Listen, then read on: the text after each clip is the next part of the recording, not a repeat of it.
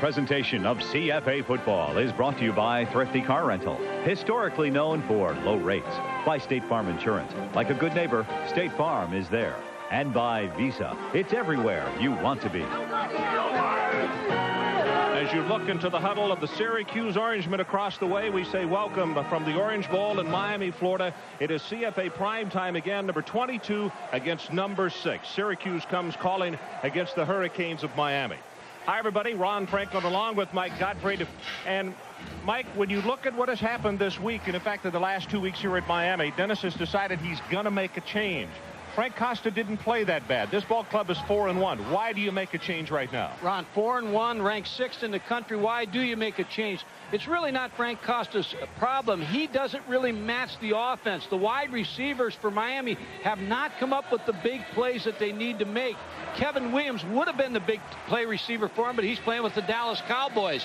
Now they're going to make a quarterback change, put Ryan Collins in there. They figure that he will make the big plays with his mobility and be able to get on the corner for the offense. Mike, you know this as well as anyone, how delicate it can be when you're dealing with college-age kids. How fragile is it for your football team to make a change at this juncture of the season? I think it's very difficult, Ron, but Dennis Erickson can bring Frank Costa off of the bench. But I think what you're going to find tonight, Ryan Collins will accept that challenge, and a star will be born here at the Orange Bowl tonight. But remember this, all the practice time has been Frank Costa, so it may take a little while for Ryan Collins to get going. Okay, so we'll find out soon enough. Dennis Erickson, 5 years, and you see his winning percentage, 90.6. And across the way, his third year at Syracuse, Paul Pasqualoni, 23-5-1, and I'll tell you, he has an excellent on-the-road record.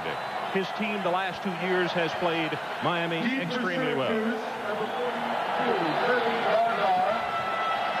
Richardson and Dardar back in a dual safety for Syracuse as Barnwell will kick it off. Miami won the toss, and they have deferred to the second half. As you look at Scott Barnwell. Scott Barnwell will kick for the Hurricanes. Good look at Dardar, junior out of Tampa. And Richardson on the other side is from Fort Lauderdale. Both would like to come home to their home state and have a good ball game.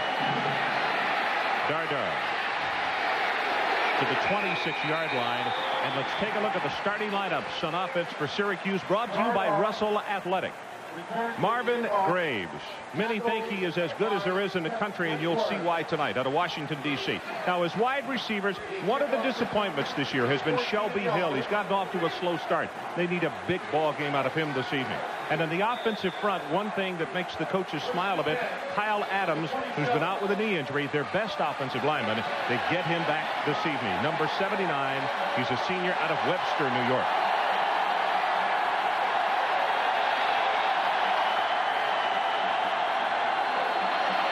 Graves from the shotgun. On first down, zings it complete out of the backfield. It's Terry Richardson, and he will be gang tackled at the 31. So here are the starters for the Miami Hurricanes, the customary 4-3. The two bookends on the outside are so very good.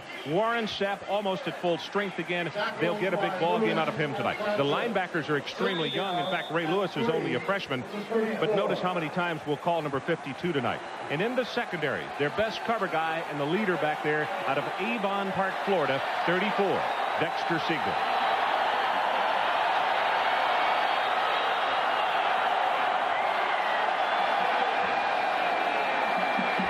Set. He fakes it to Wooten into the option play, turns it upfield, maybe one. That's it. Rohan Marley, one of the first men to come up and make the hit for the Miami Hurricanes. Also, Corwin Francis was the other one. Ron, the 4-3 defense that Miami has made famous really is based on the fact that they have to get good play out of their defensive tackles and defensive ends. They're always trying to push the offensive line of scrimmage back. Kenny Lopez, number 71.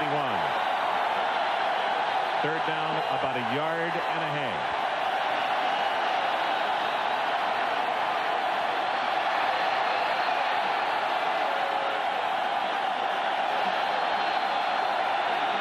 Just got it off.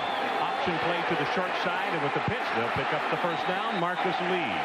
And Mike, talk about how important that is to settle the crowd and also your offense rather than going 3 and out. Well, it's a key first down. They ran the option into the short side of the field. Marvin Graves last week against Pittsburgh on the first play hit his knee and was hurt, and George DeLeon, the offensive coordinator, said he wasn't 100% this week. So I didn't know how many times that they would run the option, but the option is the play for Syracuse to keep the chains moving. There you see the numbers on Graves for the season. 9 touchdowns, 4 interceptions. Rohan Marlin, number 2.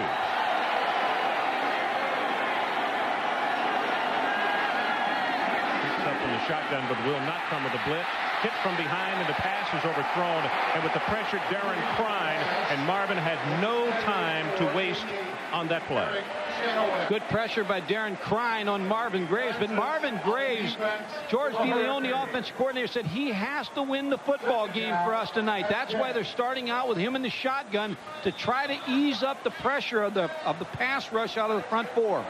Nice job of pass protection that time by the Syracuse offensive front. But it was the speed of Crine from the backside that gave them trouble. 2nd and 10.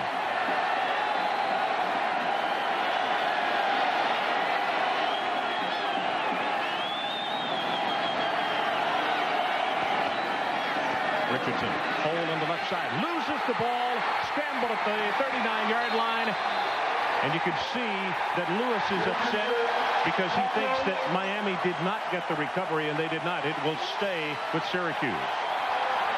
Ron, this is what makes Miami tough to block. When they put those big defensive tackles in, and what they try to do with them is just roar up the field and cause confusion and not let you get to the linebackers. Now watch the linebacker, Ray Lewis, come through free, able to make the tackle, strip the ball, but it was recovered by Syracuse. Ray Lewis is out of Lakeland, Florida. He is a freshman. And Mike, he has played like an upperclassman almost from the very first play they put him in. Played strong safety in high school and returned kicks, so you know what kind of athlete he is. They didn't get it off.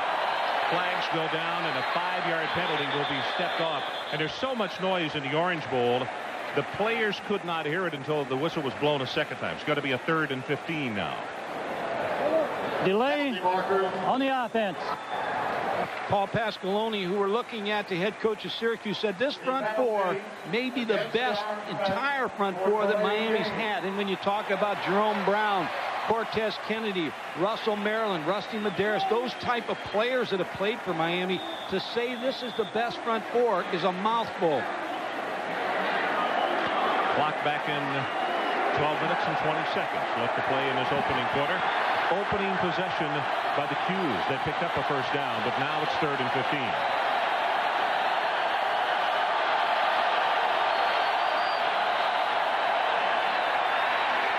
Pressure up the middle. Graves hit as he throws. He's got a man open, overthrown, and Marvin Harrison had beaten Siegler on the near sideline.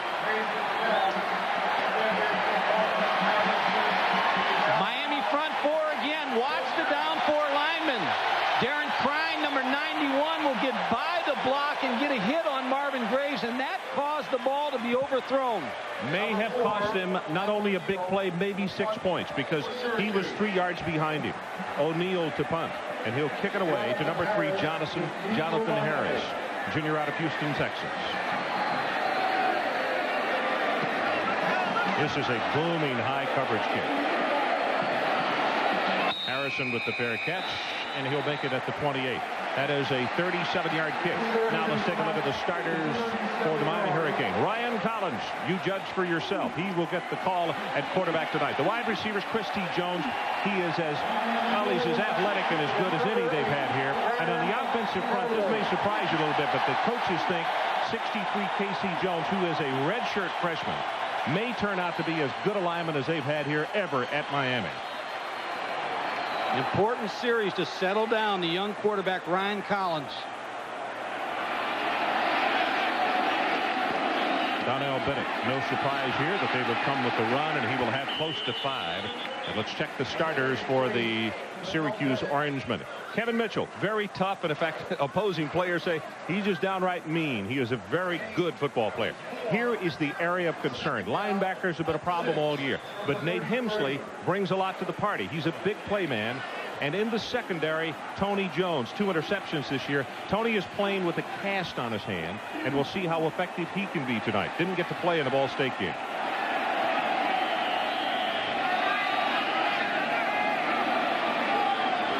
See the backers creeping up.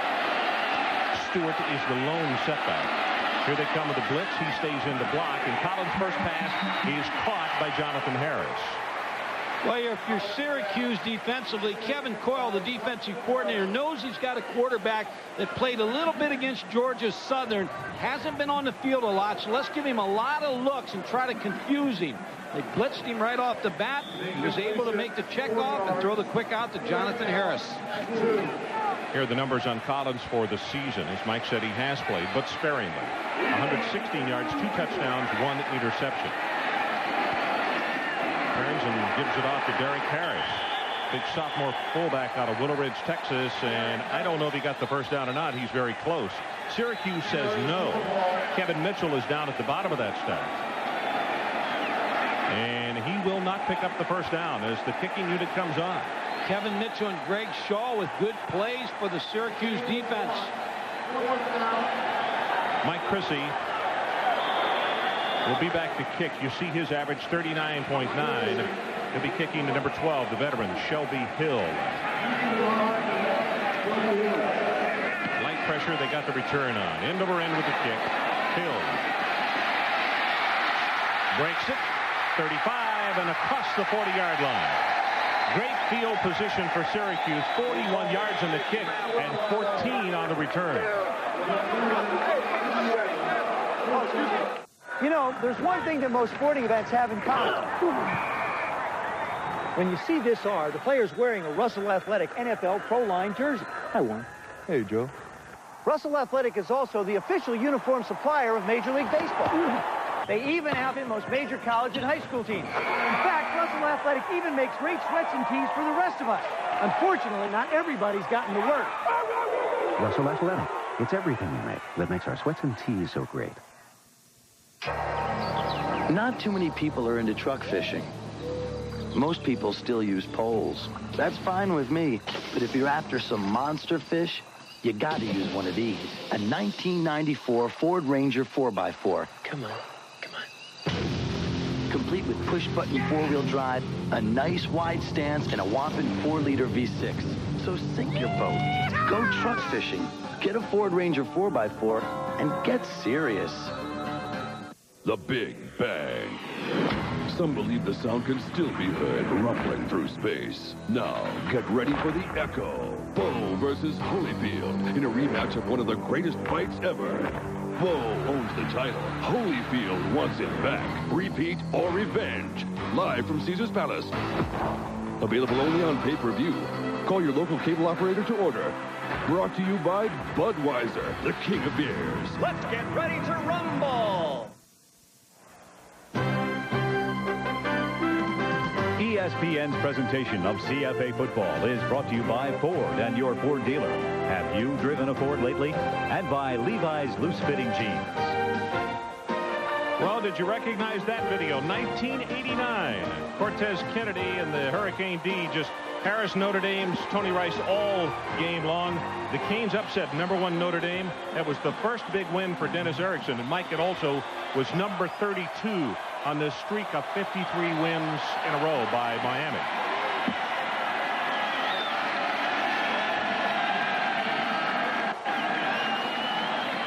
Richardson and Wooten as he comes down the line with the pitch, and Richardson, big opening. He'll get blasted out of bounds at the 49, but that's a gain of 9 yards. Mike, yesterday after the interviews and the practice, I walked with Marvin Graves over to the bus, and he said the one thing that makes Miami so difficult is, he said, they just don't have a weak link. You have 11 good athletes out there. And I said, can you get a good picture even in practice? And he said, no, because everybody runs so very well. Well, that's the problem, but it's also a problem for Miami because the speed, the options coming at them right now, they couldn't practice on the other side. Good point.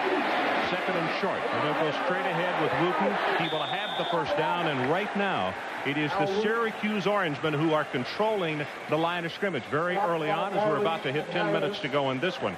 But I have a feeling that the fellas from New York are thinking a little bit more confidently here than they did possibly when they came on the field.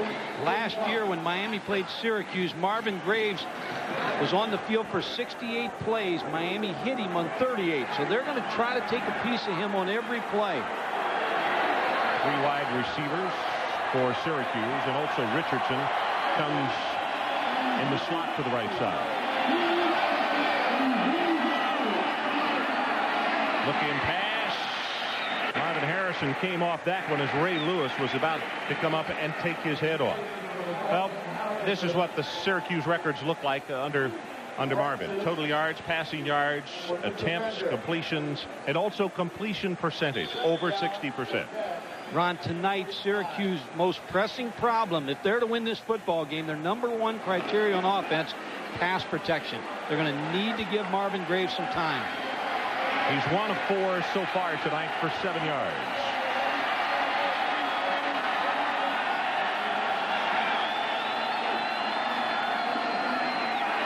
Option to the other side. Pitches to Richardson, and that's Rohan Marley, who will knock him out of bounds at the 42-yard line. It's going to bring up a 3rd down. And let's see, from where they've marked it, Syracuse is going to need about 5.5 yards. Rohan Marley, #2. Watch the play that he makes. Now, here comes the option. Now, he's the only one out there on Marvin Graves, yet he's able to come off that play on Marvin Graves and make the tackle on Terry Richardson. He played them both on the option. Rohan only 5'8", 205 pounds. But his teammates say you can hear him coming. They don't like to be in a part of the stack if the runner's not down. No, he hums, and they know when he's humming, he's coming to hit somebody. Line to make is the 36. Pressure from Klein. Gets away from him. Gets away from him again. Marvin Graves running for his life and just throws it away. And here comes a flag. Is this going to be grounding, or are they going to be called for roughing? I think it's going to be grounding. He threw that one into section 203. Ron, that's the key for Syracuse tonight. Pass protection on Darren Krein. Warren Sapp also up the field. But here's what Marvin Graves will see. Little twist stun up inside Darren Krein. But see, Darren Krein never gives up. You see, he's had 2 shots at Marvin Graves. He's going to make sure the 3rd one he takes him down. Boy, what an effort by Krein. Most defensive linemen don't have that kind of agility to get back and get a 3rd shot at Marvin Graves. That was the point the offensive coaches of Syracuse talked about Darren Krein and Kevin Patrick. They say they're relentless and they never stay blocked. That also goes back to what I told you that Marvin said yesterday walking to the bus. He said everybody can run, even the big folks. What an effort by Darren Krein on that play. Just would not give up. So that is a loss of down. It is 4th down, Syracuse. And it actually, Miami gets a very big break here, Mike, in the fact they get an additional 15 yards rather than taking the ball over from the punt and poor field position. Or it should be that way. Now the Syracuse defense will come on the field, Ron, and they had a pretty good series, that first series, and Kevin Coyle, their defensive coordinator, says we have to play well early to gain confidence. We have not stopped the run this year. O'Neal, Mike, has got a pretty good breeze at his face. Just another good coverage kick, though. Harrison calls for the fair catch at the 29-yard line. And Jonathan almost didn't get a hand up quickly enough. 35 yards on the kick. 35 yards. State Farm presents the rules of the game. We're talking about defensive pass interference. In this play, the contact is behind the line of scrimmage. Is this defensive pass interference? Mark and Rennie and little Lindsay are a young family just starting out. They don't have a lot of money for life insurance. I'm their State Farm agent, Gaylord Mooseman. Instead of giving Mark and Rennie a big life insurance sales talk, I did a lot of listening. And we came up with a plan that's going to work for their budget and little Lindsay's future, too. State Farm agents are good listeners because we want you to have life insurance you can live with. State Farm sells life insurance. We're talking about defensive pass interference. In this play, there is no foul. The rules state there can be no defensive pass interference behind the line of scrimmage. Rules of the Game has been brought to you by State Farm. Like a good neighbor, State Farm is there. Within us all lies a hidden child. A child whose heart soars with the magic of earthbound flight. A child who sees adventure in every strip of road. The simple design and pure, uncluttered performance of Ford Probe GT. A pure and simple sports coupe designed to release your inner child and teach him to drive.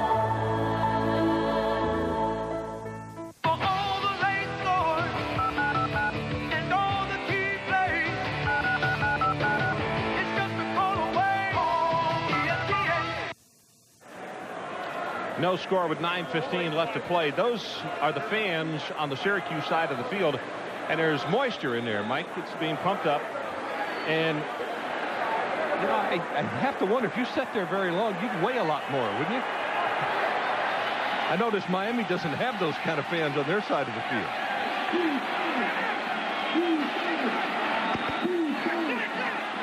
Collins in first down. Zings his pass. Has it complete to A.C. Tellison.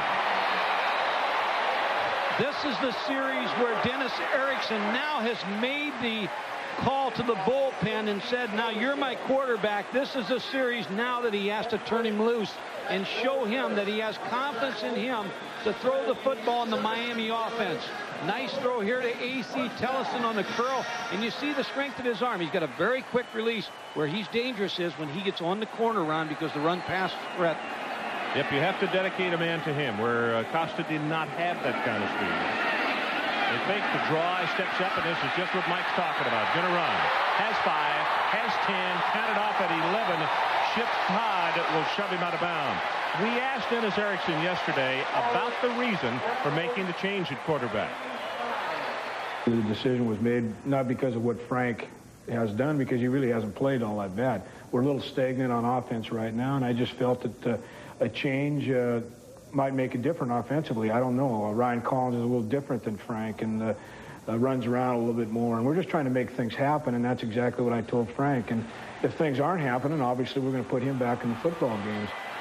Well, they did not give him that extra yard. They said he stepped out of bounds just prior to it, so they go with the run, and Stewart breaks it big. Tries to cut it back. Pushed out of bounds. Let's see, they're going to say the 17-yard line. All week, the Miami coaches have talked about James Stewart to me. They've said he's the biggest and the fastest running back we've ever had here in Miami, and could leave here being the best. James Stewart, number 28, with a good block by number 40. Derek Harris in front of him. Now watch the big running back turn it loose. He's 10-5 in the 100 meters in high school. Tony Jones misses a tackle. 6'3", 235 pounds. Mike, that's a heck of a job by Harris. He had been knocked down and still threw the block. 35 yards in the carry. Donnell Bennett. They hit you with one big guy. Now they give it to another. Spares his shoulders, puts the head down, and he'll have a couple. And let's check in with Adrian Karsten. Well, Ron, Frank Costa may not have started this game, but we're seeing the result of his experience in all of his starts here in the Orange Bowl. He pulled Ryan Collins over, Ron, on the bench with no one else around, and said, look, be patient, take a deep breath, look beyond your primary receiver, don't let the crowd bother you. Ron, you know he's going through a tough time, and you talk about teammates, you talk about role players. Frank Costa, as we said before, didn't play bad in the 5 games. They were just looking for a spark. And Rich Olson says we need touchdowns, not field goals. And that's now the problem, that they're in the area inside the 20 now to get a touchdown and not a field goal. Right. 2nd down and 9. Drills the pass. Has it complete. Harris. And inside the 5. See, I'm impressed with that move by Ryan Collins, because everybody talks about his running ability. He didn't want to take off here. Out of the shotgun, watch Ryan Collins. Now, he has a chance to take off and run the football, but he's patient, waited for his receiver, number 3, Jonathan Harris, to come open, hit him on the football, hit him with the football. Now they're in business on the 3. Bennett and Harris are the setbacks. It is 1st and goal. And it's Bennett. Hammers the left side, and at the 1-yard line will be shoved back. It's Bevel up from the secondary to make the initial hit. Well, on the first drive, Dennis Erickson, as we talked about, he wants touchdowns, not field goals. He felt that that's what was wrong with his offense. They couldn't make the big play to get in the end zone. They'd be forced to kick the field goal. And now you see the big back, James Stewart, reporting into the huddle. Wide side of the field is to the right. Let's see if they go with a pitch to him, if they just send him off tackle. He can do either.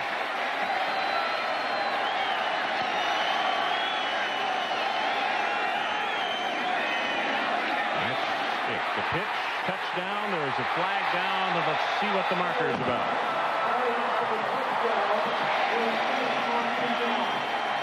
Offside on the defense.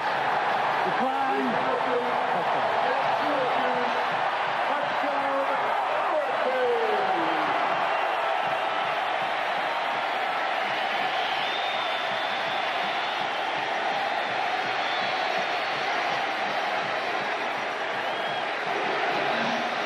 Stewart gets the touchdown. And by the way, Mike, the key play on this drive was a 35-yard run by Stewart on 3rd and short, and that was his longest in his career.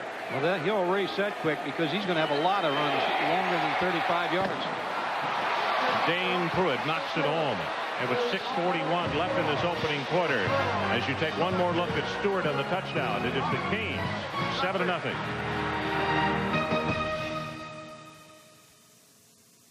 They celebrate here at the Orange Bowl, and the key play in the drive actually came from the gentleman who scored the touchdown. James Stewart, sophomore out of Vero Beach, and look at this run right here, the longest of his career. Hurdles a man. Look at the move here. You have to realize this guy's 235. Finally steps out of bounds, but it's 35 yards later downfield. So 7 plays, 70 yards, 234. 5 runs, 2 passes.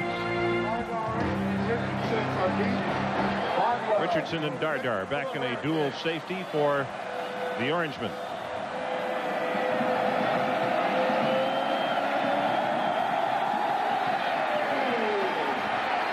Going to be Dardar at the goal line.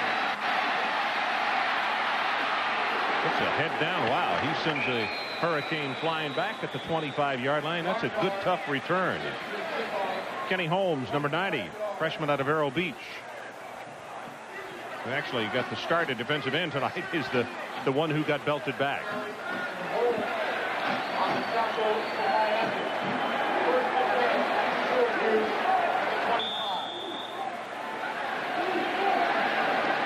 Syracuse has had a little success with the option, so they may want to come out here on 1st down, try to establish something running the football against Miami. Lee and Dardar the setbacks this time.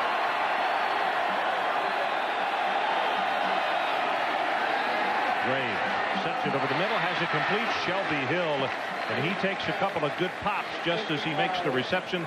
C.J. Richardson, the first man there. Ron Rohan Marley, the linebacker. Of course, he's the son of Bob Marley, who passed away with a great reggae singer. And last week, when the open date, most of the Miami players went to the beach. He went to Jamaica, and Tom Tuberville, linebacker coach, I'm a little worried about you. You're going to eat all right? He says, yeah, my chef will take care of that. And he said, how about, are you going to work out? He said, my masseuse will take care of that. So he doesn't have any worries. Should have invited some teammates. Well, Tommy Tuberville said, can I go with you? And he said, no, that'll be an NCAA problem. That's right. They fake the hit and the sack. It was going to be an option pass, and as you could see, Patrick and Cryan just made a sandwich out of it. Well, Miami takes the option pass away because Marvin Graves tries to throw the pass on the line of scrimmage, but with the tackles and the defensive ends, Darren Cryan, Kevin Patrick, Warren Sapp, see number 91, Darren Cryan, he does not allow you to throw the ball off of the line of scrimmage. Mike, Dardar may also have known that it was going to be a pass play, but if there was any option left, he didn't help him because he didn't string it out. He was too close to his quarterback. No place to pick. 3rd down, and the line they need to make is out at the 36-yard line.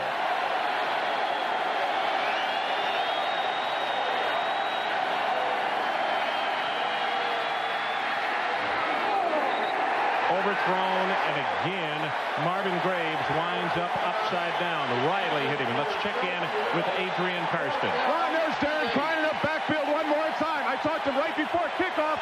What he told me he was going to do is widen his stance further outside the offensive tackle instead of coming right up the field and outside that tackle, taking one step forward and then dashing inside. You're seeing how well that's working. Well, on 3rd down, when you catch Syracuse and you put them into a passing situation, watch both Darren Cryan. Adrian's right. They'll widen their stance and they'll just put their ears back on a pass rush. But the important thing on that play, Pat Riley hit Marvin Graves again. They're just going to continue to pound him. Well, this thing takes a huge Miami bounce. They'll get the ball at the 48-yard line. Well, next Saturday here on ESPN, it's a very big day for the little guy. First of all, in the Big Ten, take a look at that. Number 13 against number 13. They're tied going into today's action at 12:30. Michigan against Wisconsin. CFA primetime. It is West Virginia against Syracuse. 17 against number 22.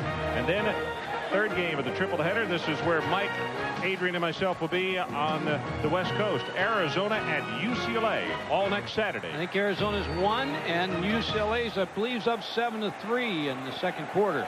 Yep, 7-3 over Oregon State, actually at halftime. Collins with the play action, rolls the pocket, drills it too high. Ron, the interesting thing about Ryan Collins is, and you and I talked about this before the game, but you're in the 6th week of the season. All the preseason practice, Frank Costa got all the work. And you can only work one quarterback. Your second quarterback's going to get very little work. But Dennis Erickson had enough confidence in Ryan Collins to say at the middle of the year against a good opponent in Syracuse, you're my quarterback. He went to the bullpen, found his replacement, and again, Frank Costa still can get on this field and play. He's not out of this thing either. The other luxury that Dennis had is the fact that he had a week off, so he had 2 weeks to work in as far as reps and practice. James Stewart on the draw play. Big opening again. Look at bodies flying. Still running over people inside the 20-yard line. Hensley finally makes the stop. Well, we talked about his longest run being 35 yards a minute ago. Of course, there's a flag on the field, but James Stewart really is showing something. I have illegal push in the back by the defense. Illegal push in the back against the defense. Block of Terrell Green, number 51, is going to be the key block. Now watch as the big back, 235 pounds, just ran through a tackle of Bryce Bevel, number 3. A penalty against the Orangemen. There's only one senior starter on this offense, so if you're scheduling Miami in the future, you got some real problems. This is a young football team and a young offense. As possible, huh? Get them off the schedule and call your athletic director at home tonight. Well, that's 2 runs now. That's a 33-yard run. So in two runs in this quarter, 68 yards between the two. Ball just inside the 10. First and goal.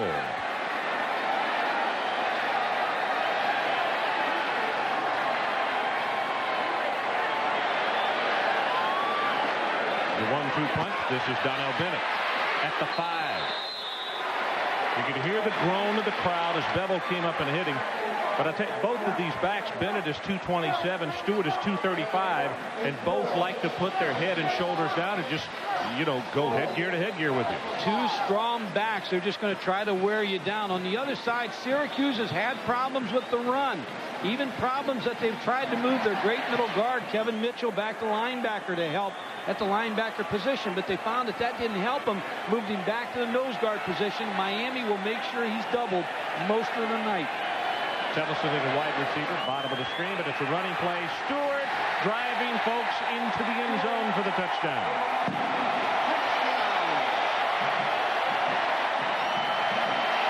Key block run by Casey Jones, the center, who you talked about early in the ball game. 6'1", 255-pound freshman. Dennis Erickson say may be the best lineman they've had. He's working against Kevin Mitchell, number 50. And you see a one-on-one block where he just ties up Kevin Mitchell. And then Stewart is so big and quick, just ran right past him. Another look.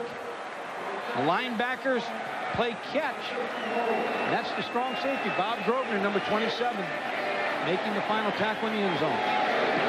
Dane Pruitt, 14-0 Miami Hurricane, with 3:55 left in this opening quarter. Ron, the streak is unbelievable what Miami has accomplished. And Adrian talked about early in the year, if they continue to win all their home games and they beat Memphis State, they tie it. Now, if they get an Orange Bowl game in here, they could break the streak, the Alabama streak. If they don't, they have to wait till next season. Now, there's the streak of Alabama, 63-82. It was ended by Southern Miss, 57. Miami could tie it this year, could break it if they get a bowl game in the Orange Bowl. If they don't get a bowl game here, next year they open up at Arizona State The second game of the year is a home game, and it's against the Washington Huskies. So the Washington Huskies would be the team to come in here, and that would be the streak game that they could break it with. And then Florida State follows the following week here at home. So a tough start for Miami next year. Yeah, that's...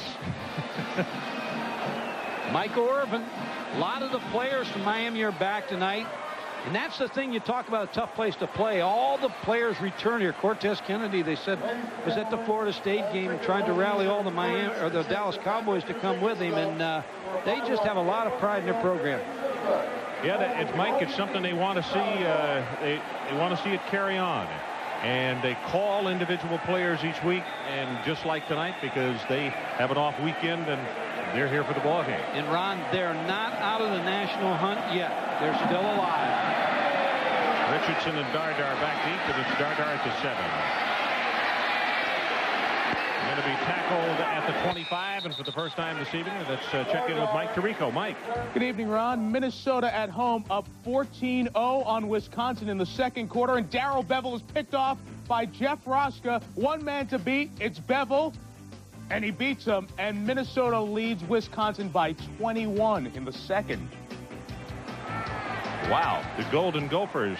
Do you think that maybe Jim Wacker is on his tiptoes on the sideline? Well, unbelievable. He might be on his tiptoes, but John Cooper's probably on his too, watching it.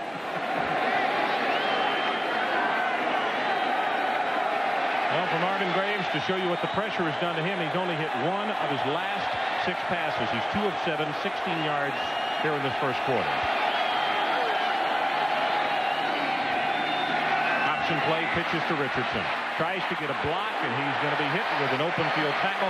Let's check in once again with Adrian Karsten and a special guest. Adrian? Ron, very special man who played a few downs here in the Orange Bowl. Michael Irvin. Michael, after last week's effort, I think you deserve a weekend off, huh? Yeah, well, the team played great last week, and this is not a weekend off. I'm here working hard, making sure these guys come through with a win today. With what we're seeing, 2 touchdowns right out of the gate here. Are these guys playing better because alums like you are here on the sidelines tonight? Well, you know what? I think when you play for the University of Miami, you always have that tie-in. I mean, they know anytime we get a chance to make a game, we're going to make the game. This really is more of a football fraternity instead of a team. I mean, you guys, the Cortez Kennedy rents a jet, wants to fly all the Cowboys back here. I mean, half the team is here for crying out loud. This really is a fraternity, isn't it, Michael? Well, that's just the way we do it. You know, that's the way we play the game. We're a tight team. You know, it carries over in our off-season work habits, work ethics, and everything. We go out, we work together. When I come home in off-season, I go and train with the guys, try to teach them little things that I know from the NFL they can use on the college level. Pretty neat press in a national sports magazine this past week. 15 of 17 kids. I mean, I'm hearing stories about how much you eat. What's all that? I don't know. You know what I mean? I thought, hey, you know what? We did that thing a long time ago. I thought they were going to talk more about football. You know, I'm a blessed man. I'm a lucky man. I got great parents, and they done a great job. Hopefully not the jinx cover of Sports Illustrated. No, that's why I'm glad we had the week off. We won't have the jinx. We won't have to worry about it. Great to see you, Michael. Thanks very much. Thanks. Thanks, Adrian. Nice job. You loaned him the necklace, did you? Pressure coming up the middle. Graves' pass is caught. Was Hill in bounds? Yes. You can see Warren Sapp getting up off of Marvin Graves, which has been the scenario of this ball game all evening. You know, it's interesting that Syracuse, the Miami defensive coaches told me that this year they've had 600 snaps of the football, and they've only been blitzed 15 times. And the reason for that, Ron, is because they run the option, and you don't want to be in man coverage because your players get run off. And so, but Miami feels they have enough speed that they can blitz Syracuse. That time, Syracuse picked it up. In fact, one of the things, Mike, that Miami has prided itself on is not having to send backers or corners.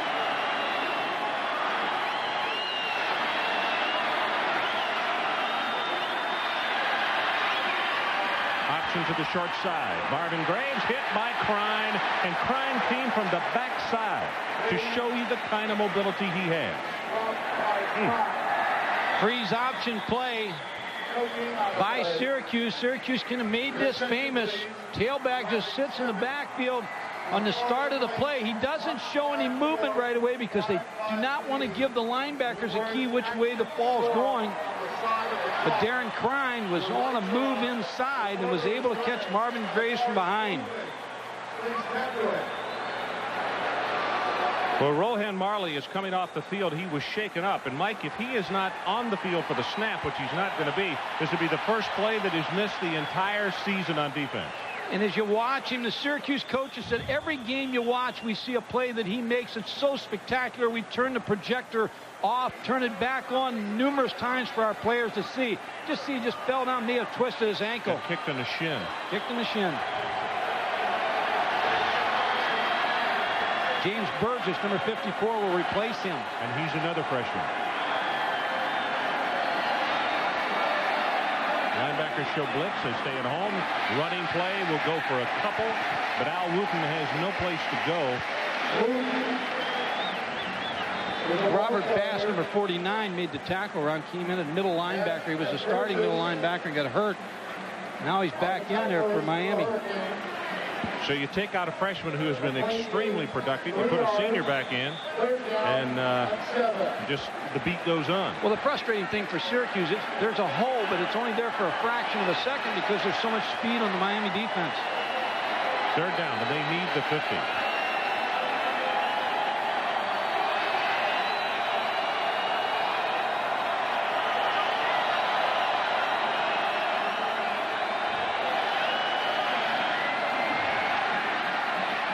Steps it up, gonna run it. Oh my goodness, does he get tagged? Bass, one of the first men, and Darren Crine also, along with Baraka Short. Well, they want to make sure, we talked about it early, they want to make sure they tag him on every play that they can hit him. They have so much respect for Marvin Graves as a quarterback. They want to wear him down as the game goes along. Robert Bass, number 49, amongst others, makes the hit. I tell you, Marvin is a tough kid, but I'm not sure how many hits like that he can take, Mike. That wasn't just one, that was 2 and then 3.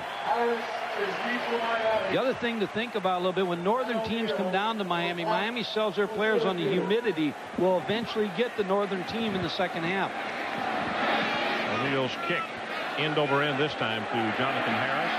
No fair catch. He'll try for the return, and good job by Syracuse. Well, the weekend kickoff show Thursday evening, 7:40 Eastern time, 4:40 out in the Pacific, and we'll start your college football weekend off with required viewing. Then following the kickoff show is Rutgers at Pittsburgh.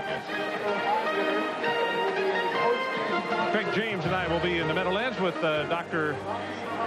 Punch. I'm going to head out early for the Arizona-UCLA game. Going to watch Arizona practice this week on Wednesday, and then I'll meet you in Los Angeles. Los Angeles. That game, of course, will be at the Rose Bowl.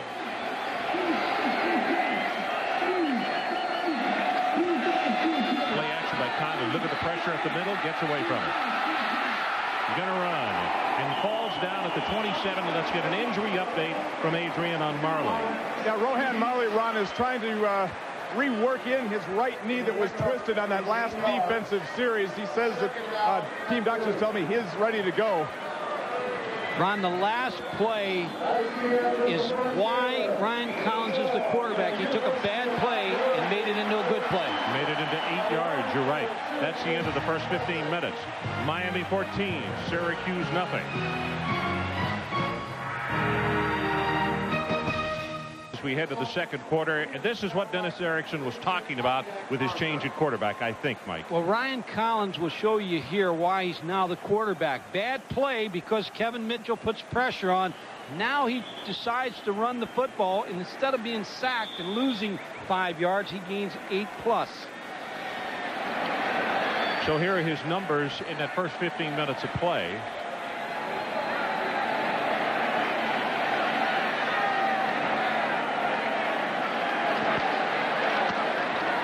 James Stewart, and he is stopped at the line of scrimmage, maybe short of the first down. 34 yards passing, 17 rushing in that opening 15 minutes. On Kevin Mitchell, defensive nose guard for Syracuse, made that last play, and Rich Olson, the offensive coordinator, said he's the best defensive lineman we've seen who plays for 4 quarters. He just plays the entire game. Strong, quick, plays with great determination. Number 50. Mike, I can remember we did a game. You were not with us at the time, but we did the game up at Syracuse against Michigan State when he was a freshman. Conley was a freshman who they lost because of the knee injury, but those guys were absolutely everywhere, 49 and 50. Dan Conley injury to Syracuse really hurt him because he was the linebacker that set everything up for Syracuse. He got everybody lined up, and when they lost him, the loss was so great for Paul Pasqualoni that he tried to even put Kevin Mitchell back last week against Pittsburgh at linebacker, but he's back at the nose position. Well, they did measure, and Miami did pick up the first down.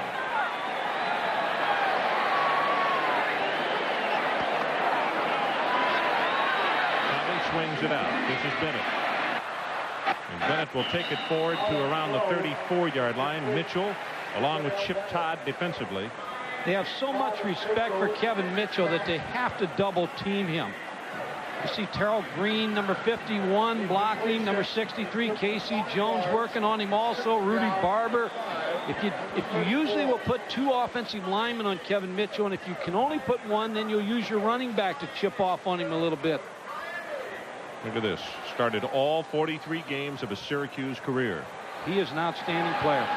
Now they pull the tackle. Stewart. He gets tagged very hard, but he has the first down. It's going to be Mitchell who gets a piece of it. Also Grosvenor. Well, the player that made this play is Zev Lemelski, number 77, the big lineman, because he is the pulling tackle that sets up the block for James Stewart. Mike, I think one of the biggest surprises to me this year is the way this offensive line has played, because it was almost a trouble spot at times last year for Miami. And this is certainly the biggest offensive line they've ever had. Well, it's a big line, and as we talked about, one senior on that offensive line. Over the middle, Jones, and Larry Jones breaks the tackle and will have the first down. Now, folks, here's what you run into when there's not enough footballs to go around and you got this many great players. Larry Jones comes in the game. He is a starter when they go with a 2-back set. They get him the ball, fresh legs. He breaks tackles and picks up a first down. So much talent on this field, and I said earlier, we're going to have John Junker from the Fiesta Bowl on here after the half, and he'll talk a little bit about Miami's what they have to do to get another crack here to win the national title.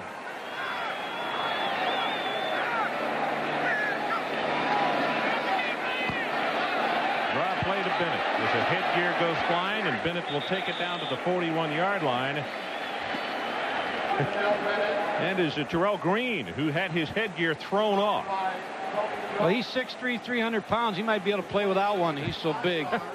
Here are the sizes. We normally don't put up weights during the starting lineups, but the 2 tackles, Perry on the left side is 6'7", 310. Lemelski on the right side is 6'7", 300. The guards, Barber is 6'3", 295. Green is 6'3", 300. And Casey Jones at center, 6'1", 255, is the really stout one.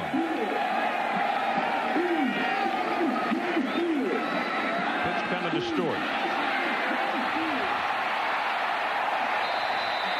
He's only a sophomore, and I think by the time he leaves here, he might have a record or 2 in his hip pocket. See a lot of missed tackles by Syracuse. Greg Shaw overran this play. Number 48, Chip Todd, number 57. Watch the pitch to James Stewart, but watch the missed tackles. 57, Chip Todd misses him. They're just running through the tackles of Syracuse, and a lot has to do with the strength of James Stewart, but a lot has to do with it looks to me like Syracuse tired a little bit on defense. Now, Mitchell being worked on. You can see that they are putting on a sock, a new one on that right foot. Obviously, they retaped it. We'll try to get a report. Larry Jones to the outside, turns the corner, then runs into the corner. Dwayne Joseph as he tried to put a move on him. 1st and 10 Miami, and now they're picking it up in just chunks of a dozen yards at a time. Ron, here's a move by Miami now. What they are able to do is they are going to 2 tight ends now. And with the 2 tight ends, watch the left tight end with a seal block. They're trying to balance up this defense and trying to run at Nate Helmsley, number 41, because he's 6 foot, 206 pounds. So if his program weight's 206, that means he's about 195. Now this is Bennett to the left side. They seal off the corner. Still on his feet at the 5-yard line, and this is reminiscent of what he did against the Colorado Buffaloes. When they hit him at the 35, he broke through 2 tacklers and went the distance for the touchdown. Same strategy, Ron. 2 tight ends to force Syracuse to balance up. Show you again, tight ends on both sides, and now that's putting this linebacker right here in a little bit of a bind. Number 41, Nate Helmsley. 206 pounds, taking on the big backs of Miami and that big offensive line. Chip Todd had to save it, and if Chip had given up on his effort, Bennett would have been in the end zone. Good move by Miami. Dennis Erickson to go to the 2 tight end offense. 10th play of the drive. Straight up the middle. Touchdown, Derek Harrison.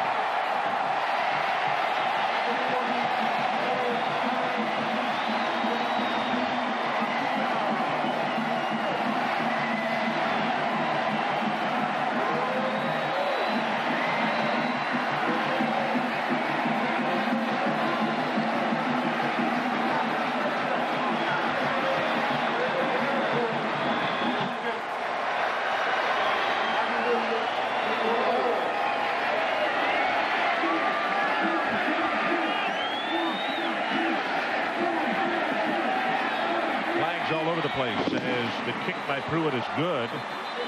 Check the markers.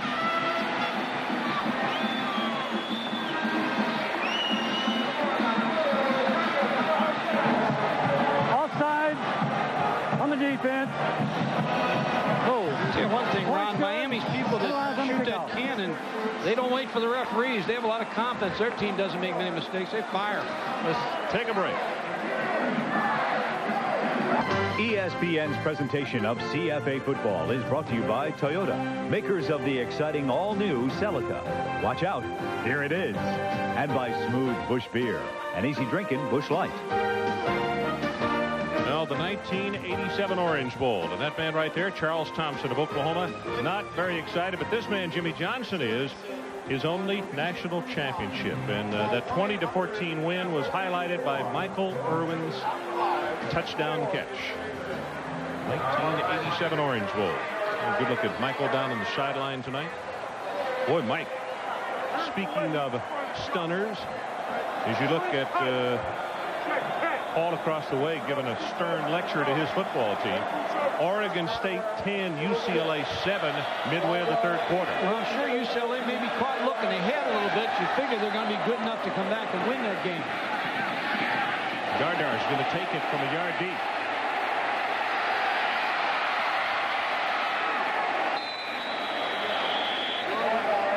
Now here's the strategy that Miami's using with the 2 tight ends. They're trying to attack the linebackers. Nate Helmsley, who's 206, and Greg Shaw, who's 218 and a freshman. So they're making the Syracuse defense balance up and then just pounding them. And you see number 40, Derek Harris, just run through the tackle of Greg Shaw. Well, everybody has gotten into the act tonight. Good strategy. On the sideline, one of the defensive players being talked to by the coaching staff across the way. Yeah, the Syracuse coaches know has gotten very serious quickly at 21-0, and we still have 11:02 left to play until halftime. Fakes it to Gardner. Pressure is there. Patrick has a hold. It is caught in midair, and touchdown, Kenny Holmes.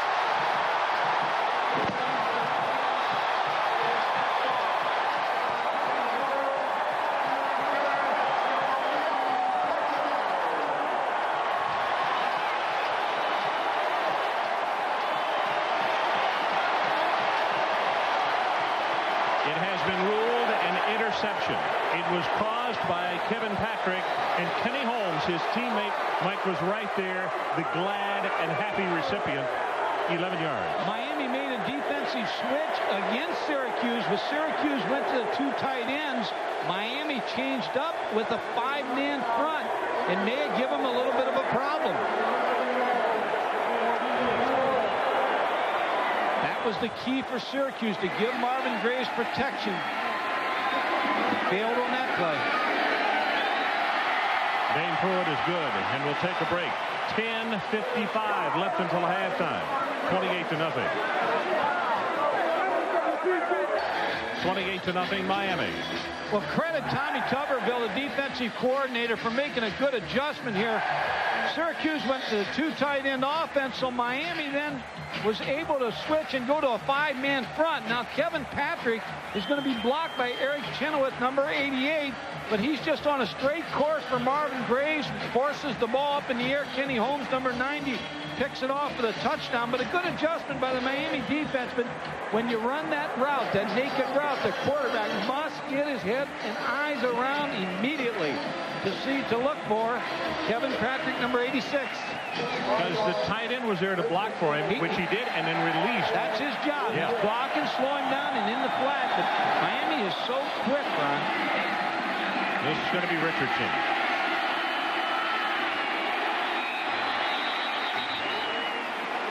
Now Syracuse just needs to regain their composure. You have a senior quarterback in Marvin Graves. Just got to go back to what you do best.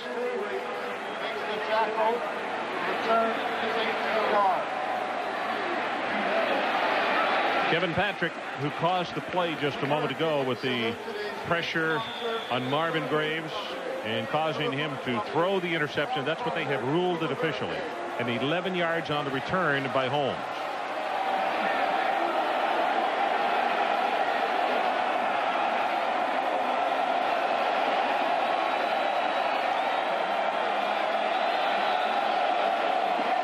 Straight ahead, Wooten, he'll have one.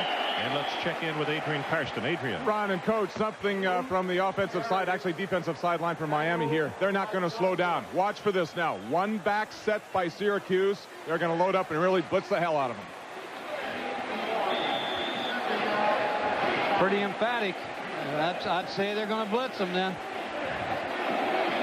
Well, one of the war cry this week in practice, as you look at Coach Tuberville on the sideline, is they're not happy about losing to Florida State. They want to prove to the world that they are very good.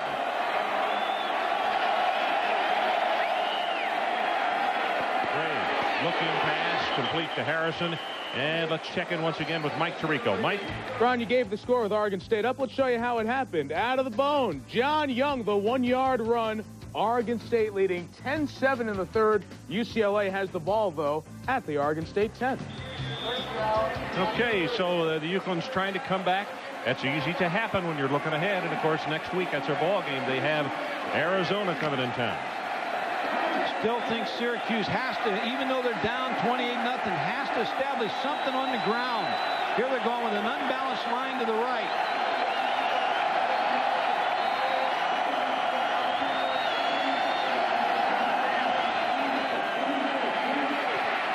Pitch to Richardson. This one he turns up. And we'll have 7, maybe 8 yards in the play. 1st and 10 Syracuse, and they needed that one desperately. Good play call by George DeLeon, the offensive coordinator, to try to settle Miami down a little bit. Establish the run. Now see what they only have 2 linemen over here. They've got 2 receivers. They got 3 linemen here and 2 receivers out. So they're unbalanced to the right. Miami doesn't make an adjustment to the unbalance. So now Syracuse has an extra man to block for number 44, Terry Richardson. Good call by the Syracuse coaches.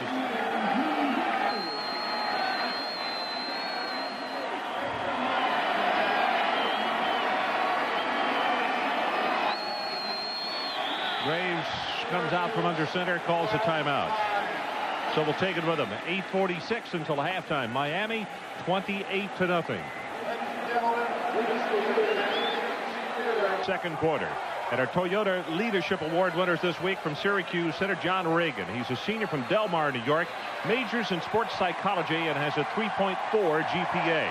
He speaks with children in schools and hospitals about the importance of academics. And from Miami, defensive end Darren Crine. He's a senior from Aurora, Colorado. He's already graduated with a degree in business management, and he's currently taking graduate-level courses. He also was a part of Join a Team, Not a Game. Toyota proud to donate $1,000 to each school's General Scholarship Fund on behalf of these athletes. And our congratulations to them as well.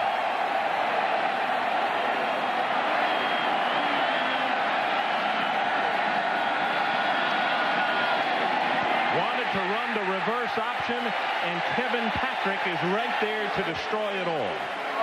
Front four of Miami is just dominating this football game. And this is George DeLeon, the offensive coordinator, who has a giant-sized headache right now. He told me the other day, he said, if we get one-dimensional in this ball game, they're just going to grind us up. So he's trying to get a mix in his offense. Look at the front four from Miami. Just control. Here comes the reverse around, but again, a great call by Tom Tuberville, the defensive coordinator. Kevin Patrick's up inside to make the tackle. Even the reverse man's player against him had beaten the situation, but Patrick got him anyway. Graves will dump it off to Richardson. And Richardson going to be hit in the open field, and Corwin Francis, then along with help from Kenny Holmes, and they got Syracuse going the wrong direction. And let's check in once again with Mike Tirico. Mike, what do you have for us? All right, Ron, back to the UCLA-Oregon State game. UCLA moving down, and where else is Wayne Cook going to go? J.J. Stokes, one more time in the end zone. That's 11 times in the last 4 games. Bruins back on top by 4. Boy, Stokes has just been a thorn in everybody's side this year. Had a chance to watch him against San Diego State. He really uses his body well, has great speed, and the 6'4", 6'5" height. He's just an unbelievable receiver. Good kid, too, isn't he, Mike? Outstanding. Third down, and they need to take it all the way across midfield to the 48. Look at the pressure on Marvin. Running for his life. He gets one pickup block. Still on, gets another. Now drills it, and has it complete to Harrison. And Harrison down to the 36-yard line, and give credit not only to Marvin Graves, but that offensive line came back and protected their man. Well, they missed him on the first block, but they were able to come back and get him on the second one. But Warren Sapp, when you watch, Marvin Graves does a great job here. You see the stunt, but now look at number 76 chasing him. He's 6'3", 300 pounds. He gets picked off by Cy Ellsworth, number 64. But again, now credit Marvin Harrison because he never gave up on the route. Keeps moving, even though Marvin Graves is in trouble, and is able to come back and make the reception. Number 8, Marvin Harrison. That play is good for 30 yards.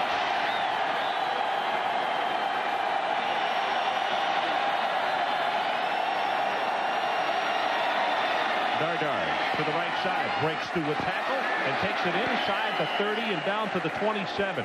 That is the toughest run by a Syracuse back tonight. Well, you're right, Ron, and I give credit to George DeLeon. I'm going back to him because you could panic when you're behind 28-0 against Miami, and start pitching the ball all over the place. But what he's trying to do with his offense, and Paul Pasqualoni on the sideline, is just keep him in the football game, keep running the football, get a little bit of mix, and slowly try to get back in this thing.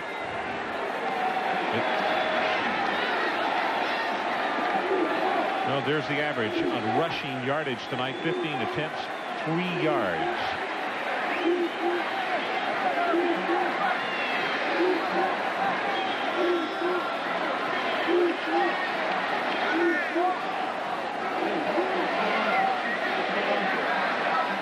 There you can see just that short.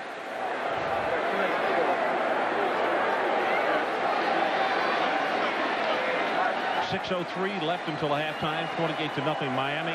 Certainly the most impressive drive of the evening for Syracuse.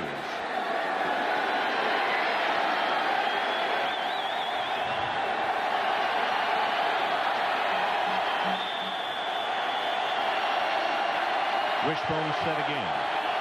Look how tight Miami brings it in. Dardar to the right side. A hit at the line of scrimmage. Fights his way for the first down at the 24. And Darren Crine is the fellow who wrapped him up. The Syracuse coaches last night showed the film of the last year's Arizona game when Arizona missed the last field goal that would have beaten Miami here, and they talked to their team about a team that was focused, and then Arizona went on, and since that game is 13-1. So tried to give them a little bit of motivation to come in here and play against Miami. Arizona did well after that. I think George was wrong with his number. I think they lost 3, but still they did turn their football team around.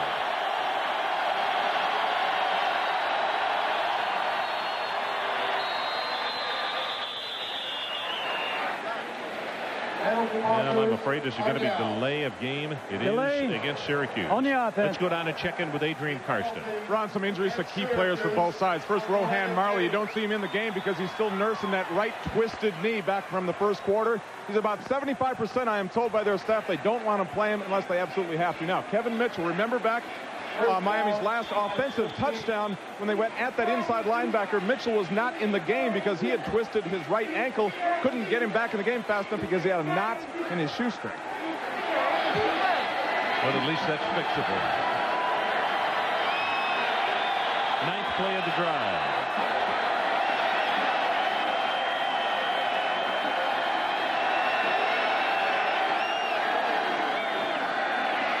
Richardson, he'll take it inside the 25. Ron Franklin, Mike Gottfried, and Adrian Karsten, glad to have you along tonight for the Orange Bowl in Miami, Florida, with the Hurricanes trying to bounce back. They had a week off. They lost to Florida State 2 weeks ago, and tonight they are out and running 28-0 over Syracuse, also an opponent from the Big East. Syracuse just continues to run the football. Good strategy by Paul Pasqualoni and George DeLeon. Look for him to keep running the football.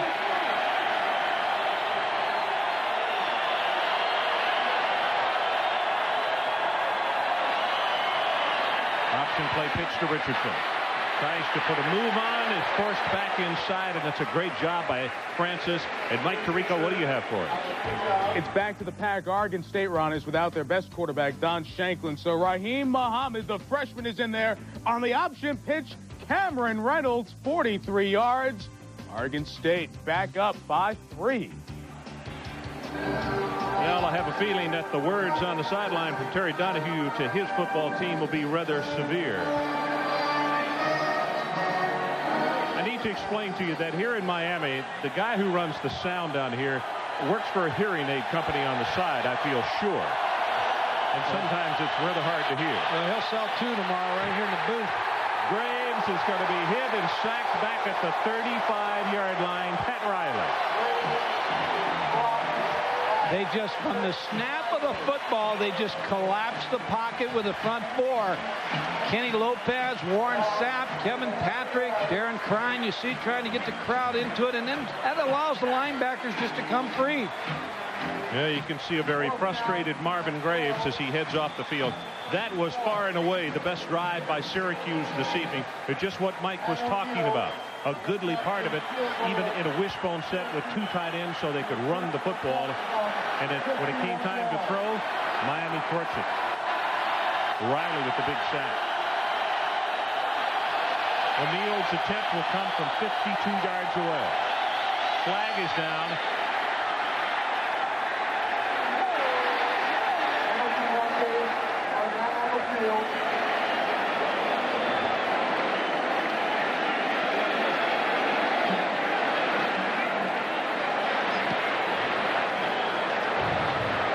Dead ball. False start on the offense. Oh, Mike, do you let him try it again? Here comes some replacements in. I know that the Pat O'Neill is also the punter, and it looks that's what's going to happen. The legal procedure is going to force him out of the field goal. I won't answer your question now. I'll just let Paul Pasqualoni answer.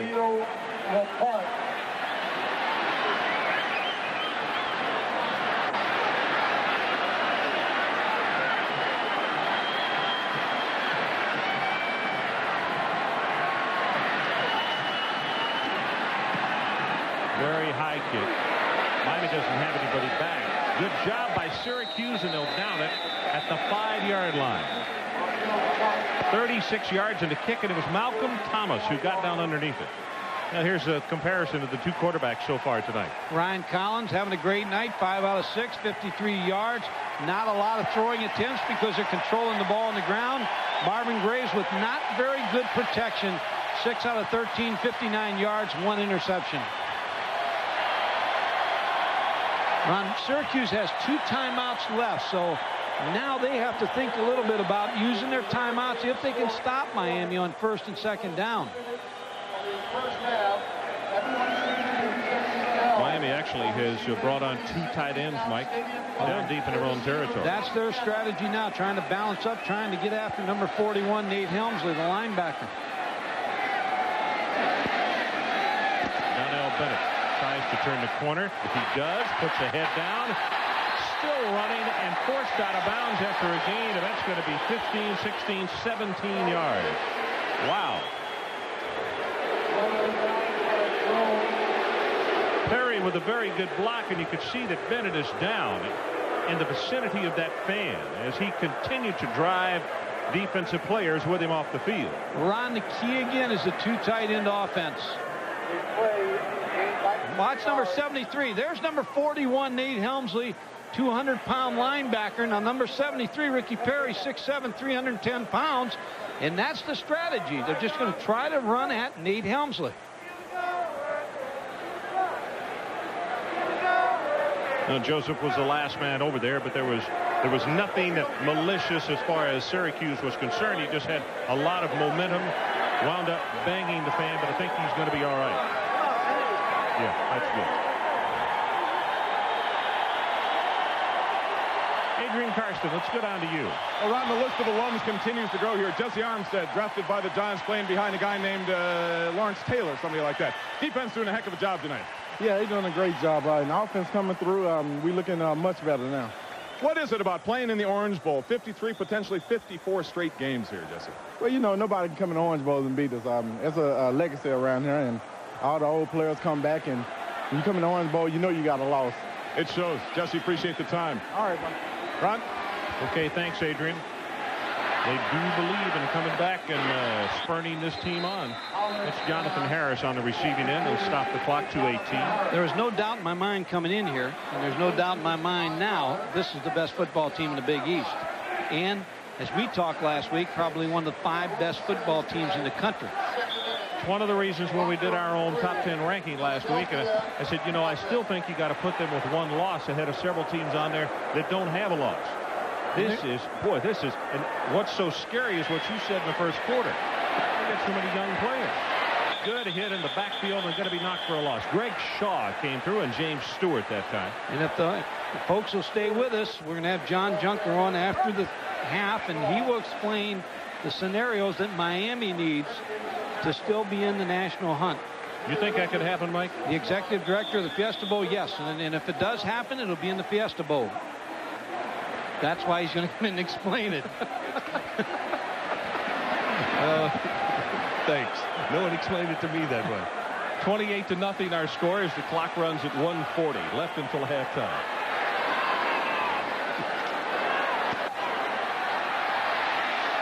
Runs for his life this time. He's beyond the line of scrimmage, isn't he? Yep. Throws it in and out of the hands of Chris T. Jones. Now let's see, did he go beyond the... Yep, here comes the flag. He was beyond the line of scrimmage. An illegal pass by the offense. The penalty against Miami for an illegal forward pass. It's the first mistake that Ryan Collins has made tonight. Just a little indecision. Remember, he hasn't had a lot of practice time except this week when he worked with the number 1s all the time. Well, now those 2 timeouts may come into play that you talk about that Syracuse has left up there as Chrissy will come on to punt. By the offense, 5 yards from the spot of the pass, loss of down. This is only the 2nd punt for the Hurricanes in this first half. I know it takes a lot of the secret away when you're throwing the football, but Syracuse would be wise to go in the shotgun to try to give Marvin Graves a little bit more time against that front 4 to throw the football. Having some success with the option, I'd stay with that.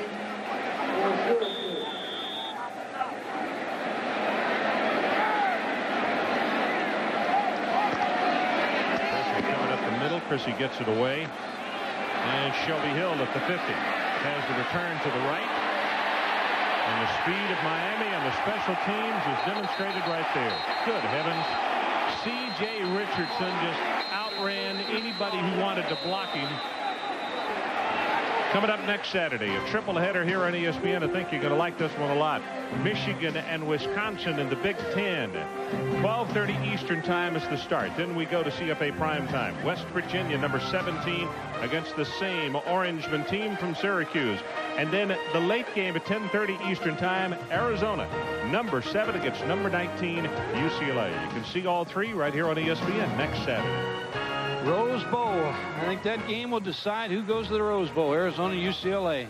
Mike, I was amazed when I looked at the national standings this week, and in rushing defense, in 6 ball games, Arizona averages giving up 6.3 yards per ball game.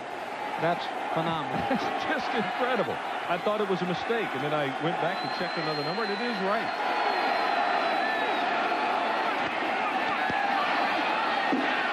Graves with a good fake. He's going up on top. Collision. That's going to be pass interference. As Harrison was collided with at the 15-yard line. And Harrison's going to talk to Carlos Jones, number 12, and tell him that he committed the foul. Marvin Harrison can run. George DeLeon said that he's the star of the future for the Syracuse Orangemen. Number 8, Marvin Harrison. There's the push by the right arm of number 12, Carlos Jones. Hit him right in the middle of the back. You're right. He didn't think anybody could see that right arm.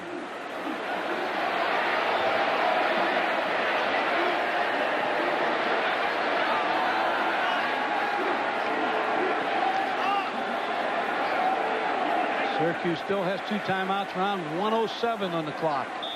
So with the penalty, it will push it to the Miami 44-yard line and 67 seconds left until halftime. Very few penalties in this ballgame.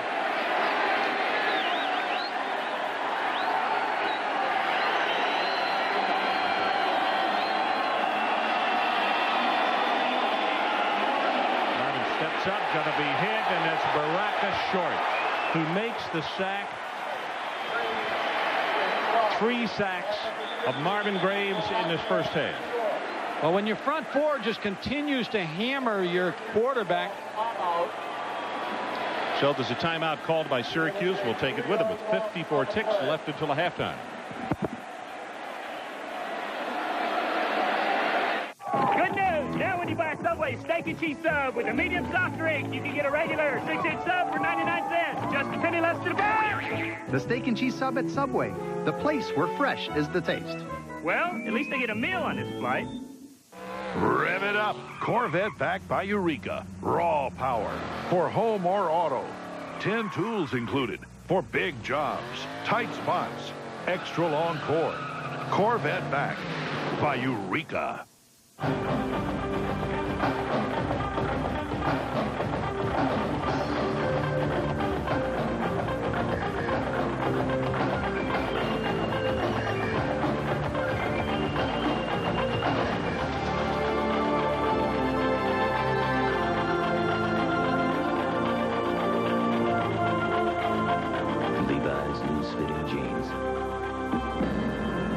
Interpretation of the original.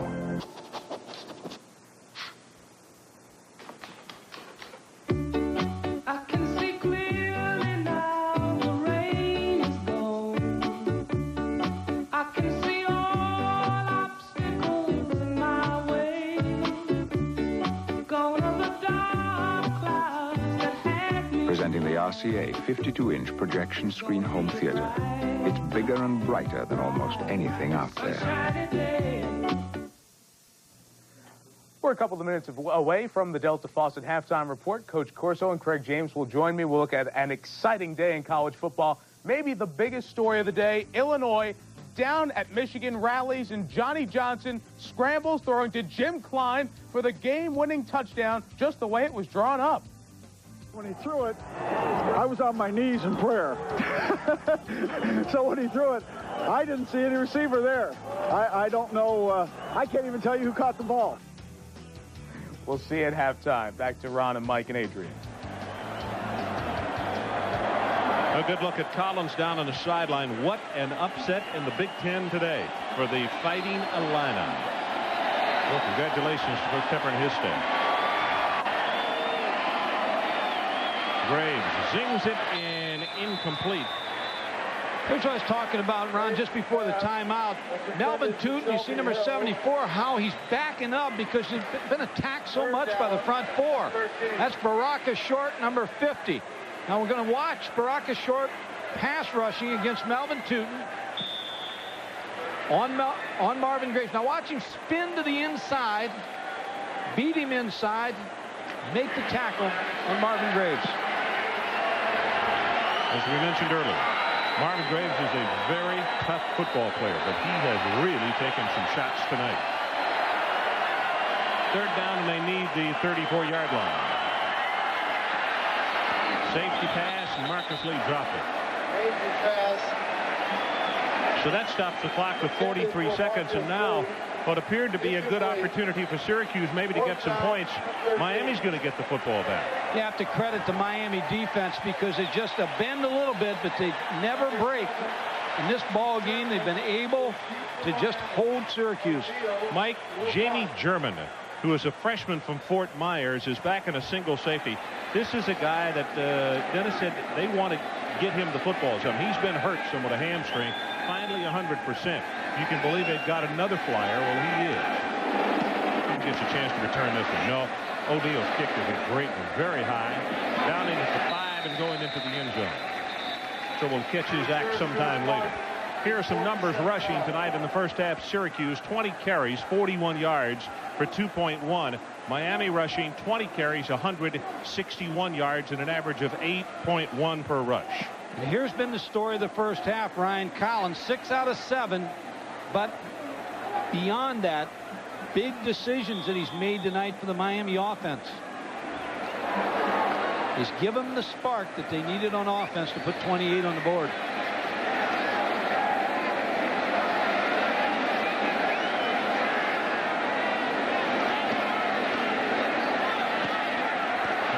Go up on top, and that one will be picked off. Tony Jones, number 18, he was the deep center field player, makes his 3rd interception of the year, and Syracuse will take it back with 26 seconds left until halftime. Well, Tony Jones, a big free safety. You see the cast on his left hand, still was able to make that interception, but he gives you an imposing player in the middle of the field. He's 6'3", 200 pounds, number 18. Just playing center field, a badly thrown ball by Ryan Collins. Dennis Erickson just wanted to air one out before half. Yeah, but to get a throw to the post, if you got a deep safety as deep as he was, you can't throw that route, can you? No, and you just saw the results of that. It was Clausel that he was looking for, the tight end. But you know, when your defense is playing as well as Miami, you throw it downtown all the time. You can gamble a lot. You're right. Make some gambles. John Reagan over the football with 26 seconds left. See Marley taking the blitz, and they go with a running play. Now Wooten to the sideline will be knocked out of bounds at the 39. 21 seconds on the clock. This Miami defense hits everything that moves on that field. Wooten is slow to get up as the Miami trainers come over to him first, which was the case with Bennett on the other side of the field.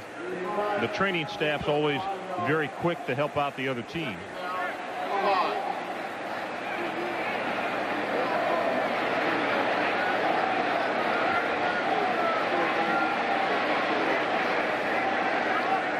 Looks like his left knee gets caught up around a little bit, or ankle. Right around the bench area. Al Wooten, number 38. Wisconsin, nothing.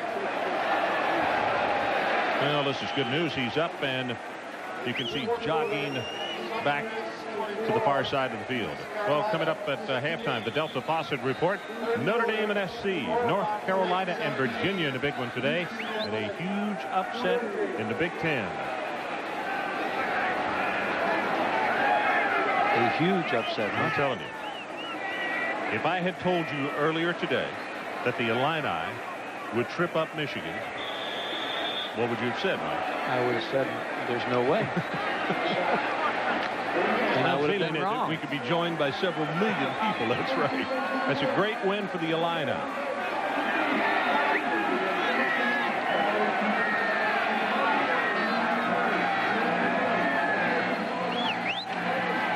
Graves being hit. The ball is thrown complete and dropped by Shelby Hill, and now he kicks it off the field of play. And he'll be penalized 15 yards for it. Well, that's the frustration. It goes with a senior receiver. Shelby Hill said he came back this year because Marvin Graves was back. Said he wouldn't have come back if Marvin Graves wouldn't have been the quarterback. Unsportsmanlike conduct on the offense. And he said, I talk all during the game. So you know he's talking to those defensive backs all the time. And Miami's talking to him and has a chance for a completion here and drops the football. And then he's a little bit better kicking it.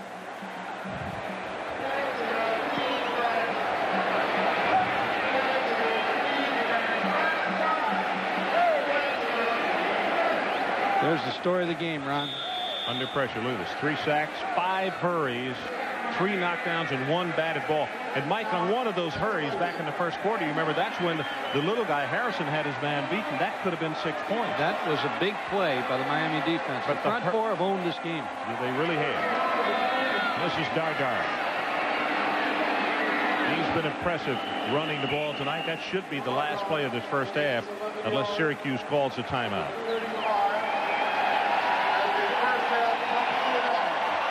Well, that's the end of the first half with our score. Miami 28 and Syracuse nothing. Stay tuned for the Delta Faucet halftime report.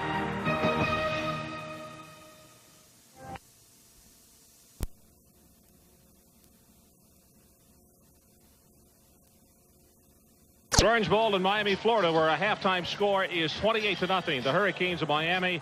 And Mike Gottfried, as far as the first 30 minutes of play, it has just been devastation as far as Miami's concerned. And if I had to give a game ball, I'd give it to 4 guys. That'd be the rush 4 for Miami. Ron, you're right. The front 4 has just dominated. And Syracuse came into this game and they said the #1 criteria for us to be successful in offense is pass protection. Give Marvin Graves time.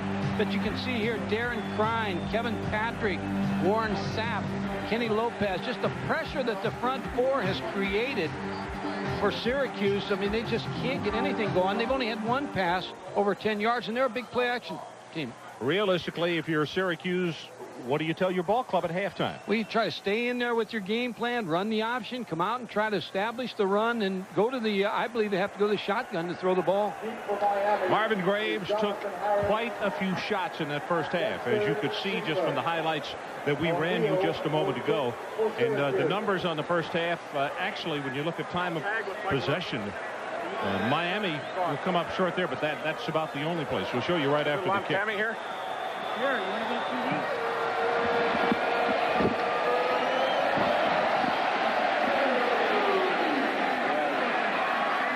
This is Siegler. Out to the 30-yard line. And here are the numbers on that first 15 minutes, Mike. And I think the key number is rushing yardage for Miami. Last year when Syracuse had a chance to beat Miami, they limited Miami to 54 yards rushing. In the first half, they've been able to run the ball for 162 yards, 8.1 a carry. And then the pressure on Marvin Graves is the other story. So the offense scored 3 touchdowns in the first half for Miami, and the defense scored 1.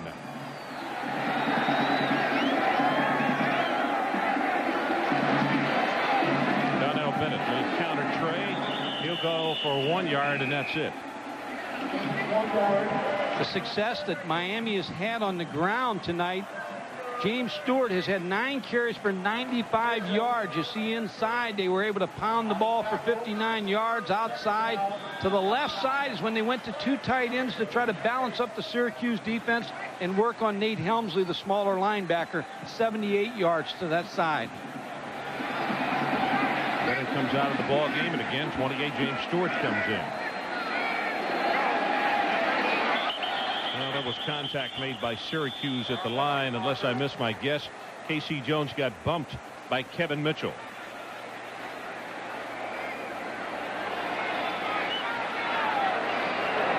Dead ball. Side on the defense. Contact was made, and let's go down and check in with Adrian Karsten. All right, Ron, thanks. Hot topic of conversation in the Orangemen's locker room at halftime was how do we protect Marvin Graves? How do we give him more time? Well, Coach, your supposition was right. Expect to see more shotgun here in the second half. It's in their offensive package. Plus, they know they're really getting beat by that front 4 by Miami. Watch the offensive linemen now. They may come to a 2-point stance. Hey, giving away the fact they are going to throw the ball, but go right to their pass block technique. Quick pass, and incomplete as Jonathan Harris couldn't hold on to that one, a drop. Now, Ryan Collins tonight in the first half was 6 of 8 throwing the football, but the main thing that he brought to the table tonight was the spark of the offense in the first half. They really were sharp, even with the week off that they had the open date. The offensive team looks very sharp tonight with Ryan Collins calling the signals. Fifth defensive back comes in for Syracuse, Darryl Parker, number 2. Tony Jones playing a very deep center field pass over the middle. This is Larry Jones. Catches it and fights across the 45. He'll have the Miami first down. Hemsley is there to make the tackle. Another thought that Dennis Erickson might have. This ball game's not over. In Dennis Erickson's mind, ahead 28-0. He wants to still air the ball out a little bit because he's got Temple next week coming in here. And Ryan Collins, he just wants to get him as much work as he can against this defensive football team of Syracuse. I asked him what the biggest surprise about this football team was so far this year, and he agreed. The offensive line and the job that they've done, both run blocking and pass blocking.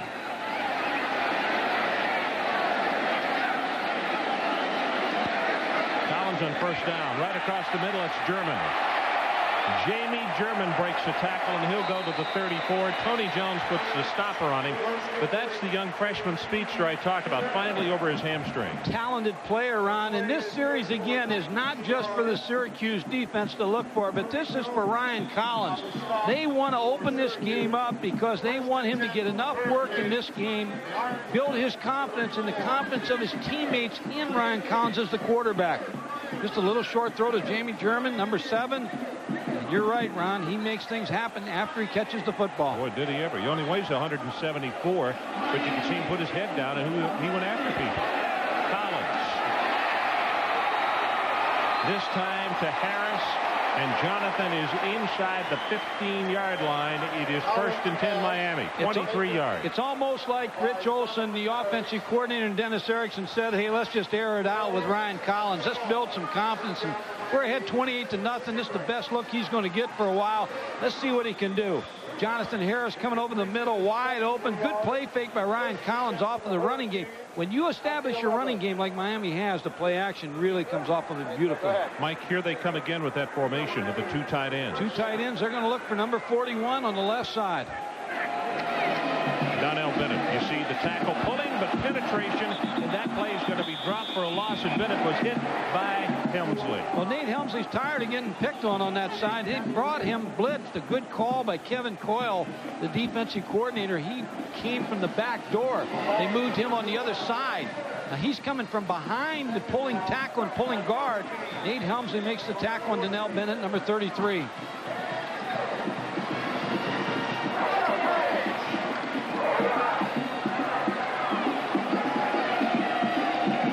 Inside the 20 tonight. A lot of people call the red zone. Some people say from the 30 in. But anyway, regardless of which you pick, Miami is 3 of 3 tonight. And that's what they wanted, touchdowns, not field goals. That's what they wanted Ryan Collins to deliver. Watch it draw here. Yeah, I think they got caught with delay of game there.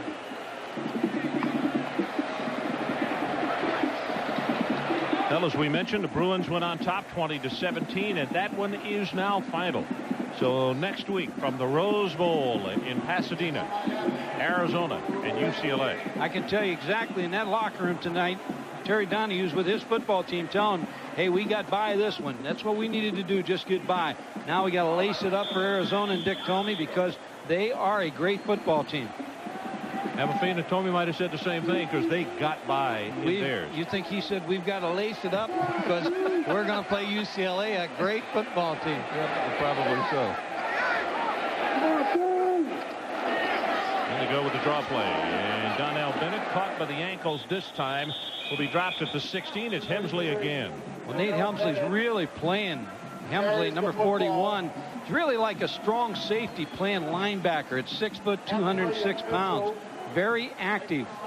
Kevin Coyle, the defensive coordinator, said he's the playmaker of our defense. Very tough football player.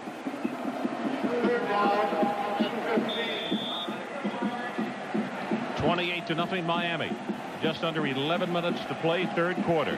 Third down, and the Canes can pick up a first down at the 1-yard line. Here come the linebackers on a blitz. Collins goes for the end zone, got a man. Did he have possession? Touchdown, A.C. Tellison. The flag on the field, Ron. Graves might come back, but what a throw. Holding against Miami.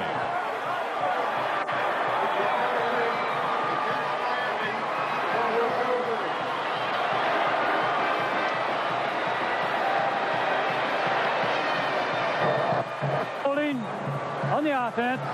10 yards from the spot of the foul. Replay, third down. Paul Pasqualoni sends in one of his defensive charges, as you could see Dennis Erickson sending 33. Donnell Bennett in with the play. Now you have two thoughts right here if you're Dennis Erickson. Air one out and try to get the touchdown back, or just a little short throw and see what you can pick up after the short catch and then set your field goal kicker up.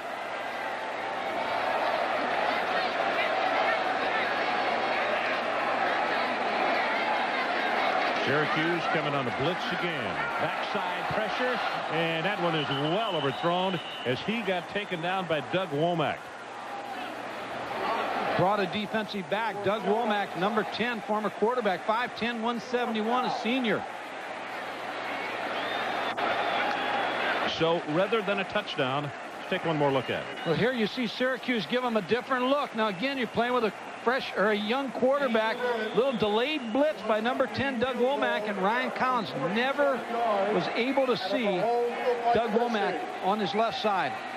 His field goal attempt will be 48 yards. Pruitt.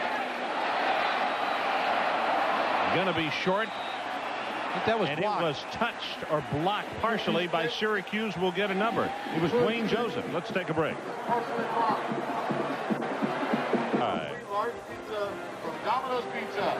There's Jesse Armstead to the right, and Terrence Smith just on the other side of him. A couple of former players at the back. Two of several down on the sideline tonight. As Marvin Graves wanted to fake it, take it down the line of the option, and couldn't even get out of the blocks as Sapp was there. Well, that's what I talked about in the open, is Warren Sapp and those tackles, they just fire the gaps. They just want to disrupt the whole play. And when you're 6'3", 300 pounds and just firing in that guard center gap, you disrupt a lot of things. Warren Sapp reminds the coaches here of Jerome Brown, the great defensive tackle that played here in Miami. He is from Plymouth, Florida, and he looks more like the size of Plymouth Rock. He might be bigger.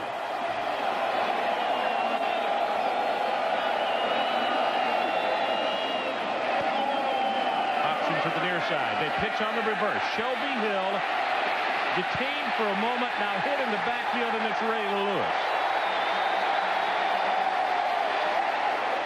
Let's go down to Adrian Karsten. Even though he didn't pick up many yards there, Ron, at least we're seeing a more confident Shelby Hill out here. Believe it or not, Michael Irvin actually came over from the Miami side and was coaching him up just prior to the end of halftime, saying, you know, stay disciplined, run out your routes. You think he was running those two a little bit too short. Secondly, he said, remember back in the first half when he kicked the ball out of frustration, he said, don't ever do that in this stadium again. You get the 15-yard flag, but one way or another, this defense is going to remember and make you pay for that kind of thing. Well, there was part of the payment right there. That's a loss of 11 yards.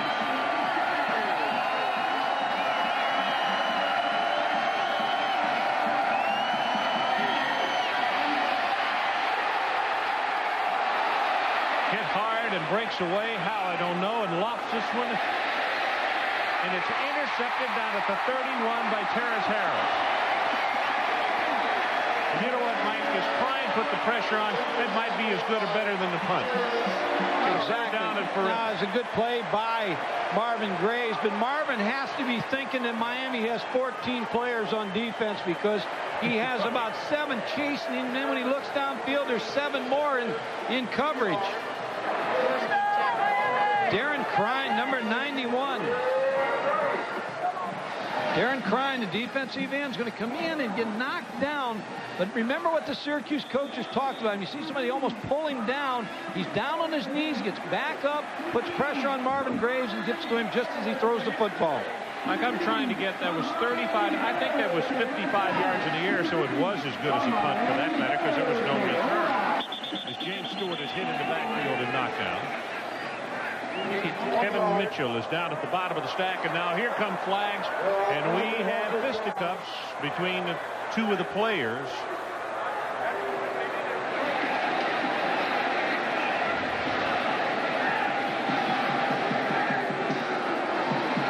Jones and Wilkie Bazile are the two players involved, I believe. We know that Jones is, and 70 was pulled off the fray. Wouldn't be surprised if they throw him right out of the ball game here. The way the fighting has taken over. Ball. Personal foul, late hit on the defense. For dead ball, personal foul, late hit on the offense. Will offset. Dead ball fouls will be third down. Let's go down to Adrian Karsten. Adrian? Ron, we got to remember something here now. A couple of weeks back, Colorado, Miami, nowhere near as bad as that was, but Dennis Erickson has said, quote, as head coach, I am responsible for the actions of our players. I feel something has got to be done to control that type of behavior during games. Asking about it, he said he may even get close to something like the NCAA basketball teams do, suspending some of his guys if they come off the bench to fight. Adrian, I think that's the answer. Football's going to have to adopt. If they do it once, it's a one-game suspension. Twice, see you for the year. You're gone. That'll make you think before you do it. They set the screen to the left side. Bennett, and look at Mitchell run him down from behind. That is an all-American play by a defensive lineman if we've seen one here tonight. Kevin Mitchell read screen right away, and there's a linebacker playing down. I mean, he is so agile. He's able to make the play. See number 50 down. He's going to read screen, being double teamed. He sees it's a screen. Now he's able to come off and make the tackle on Donnell Bennett. And Ron, I want to just go back to what you said. I thought the referees did a nice job on the. It wasn't really a fight. I mean, it was a little mix-up, and when you this is not dancing out here. I mean, there's some contact. So referees did a nice job, and it's over. But like I said, I wouldn't be surprised anymore when it just even starts to try to throw two guys out. I agree with you. Going downtown. A.C. Tellison at the 18-yard line. Big plays, Ron, and that's what number 8, Ryan Collins, is delivering. The spark of the offense, and now the deep throw to A.C. Tellison. But watch him stand in the pocket. Calm, gets pressure by Nate Hemsley. Is able to put the ball up right over the shoulders of A.C. Tellison against Bryce Bevel, number 3. In case you have just joined us again, it's a 45-yard play. Miami 28 and Syracuse nothing. In fact, Miami led by this score with just over 11 minutes to play in the first half. So Syracuse defensively has really closed the door on them now for about 13 minutes. They kept them out of the end zone anyway. Pass home to a wide open Clausel at the 1, and he will not get in. This is a different agenda for Miami in the second half. It's not only an agenda to score points, but it's centered around Ryan Collins. They want his confidence just to build. They're letting him throw the football. Success they had in the first half running the football. Now they're trying to work on the rest of the season with Ryan Collins, number 8, just giving him some confidence. Good throw. Good protection. Tigrick Clausel, number 83, trying to get it across the line. Bennett and Harris are set in the I formation. And we go straight ahead with the quarterback sneak, and Collins has just scored the touchdown.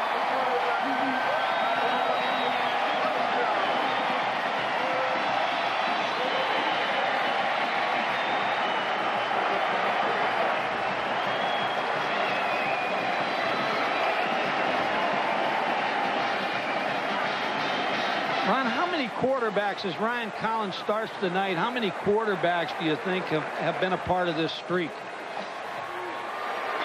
I mean, there's probably 5, 6 quarterbacks right here in Miami that's been a part of this streak. It'd have to be. We can go back and total it for you. I appreciate it. That is the first career touchdown by Collins, as the extra point by Pruitt is downtown. So let's take a break. Miami 35, Syracuse nothing.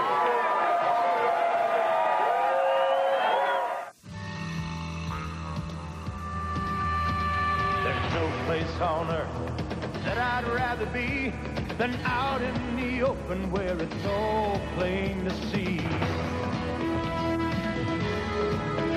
If it's gonna get done, it's up to you and me. Come on and head for the mountains of Bush. Come on and head for the mountains of Bush. Yeah.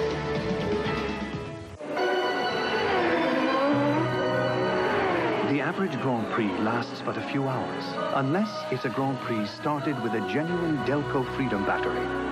Delco's rated tops for taking the pole position in starting power and excelling in reserve capacity. Helps keep your engine in the race for a longer, more reliable life. AC Delco. It's like buying time. Now through December 4th, get started with up to $14 cash back on Delco Freedom batteries. Can you find the Oldsmobile in this picture? We'll give you another try. Here's a hint. It's competition red, has four-wheel anti-lock brakes, and a hot V6 engine. It's the Achieva Sport Coupe. Surprise? It's your money.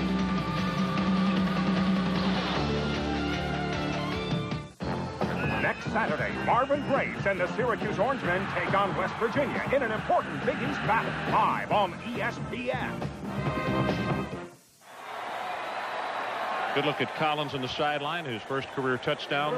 And Ron, 35-0. I think you were right on the number of quarterbacks. I think it is 6, and you were right. Well, here they are. 53 wins, 6 quarterbacks. Benny Testaverde, 10-0. Jeff Torretta, 1-0. Steve Walsh, Craig Erickson at 24 wins between those two. Then Gino Torretta and Frank Costa, 2-0. And tonight there could be a 7th quarterback added into that streak. And Ron, you just looked at Frank Costa. I think he'll play in this game tonight. And again, now you have 2 quarterbacks here at Miami capable of taking your team to a win.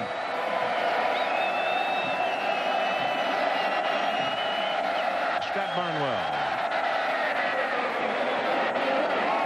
And this is Kirby Dardar from the 10. He literally hurdled the tackler at the 20-yard line. He brought it to the 24 for a 16-yard return.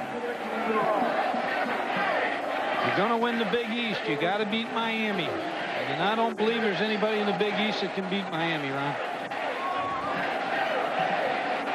And I think you're right. Mike, on that drive, Collins was responsible for 65 of the 66 yards.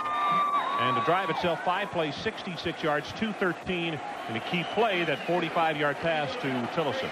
Syracuse needs to go back and start with a running game again because pass protection just breaks down. Start with running the football. Try to slow this defense down a little bit.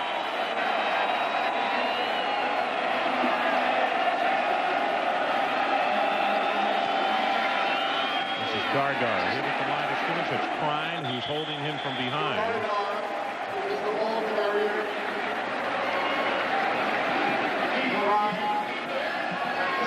We've seen a lot of good football teams this year, Ron. This is one of them. Well, there's no doubt about that, and it's the thing that really becomes scary when you look at just the wealth of talent as far as running backs and wide receivers. Once Collins or whoever they settle on a quarterback, and it appears it will be Collins, once they get this thing oiled and going, I mean, they could be scary.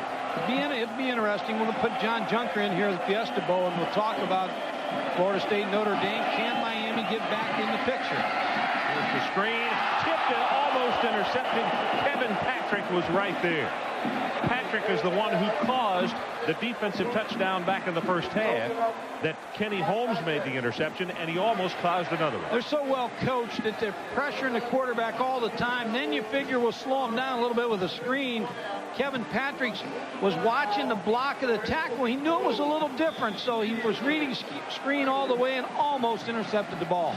And you know, he's played so well tonight, we have really not mentioned the fact that Patrick is playing with an injured right shoulder.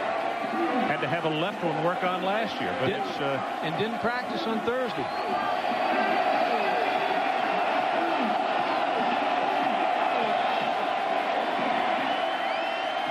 Graves whips it, almost picked off that time as Terrace Harris cut across. Chenoweth is the man that he wanted, and it's 3 downs and out for Syracuse.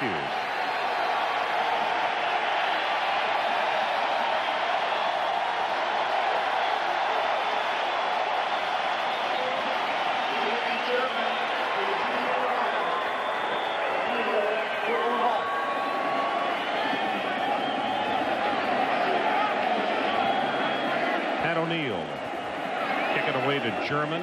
And this time, German should have an opportunity to return the kick. Last time the punt by O'Neill was so good and high that there was no chance.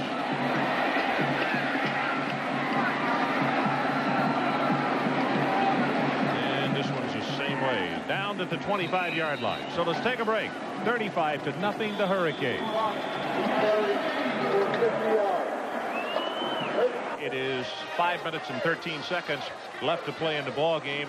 And joining Mike Eifert and myself, the gentleman in the beautiful yellow coat right there, John Junker, who is the head guy at the Fiesta Bowl, and we want to discuss scenarios and what possibly could happen.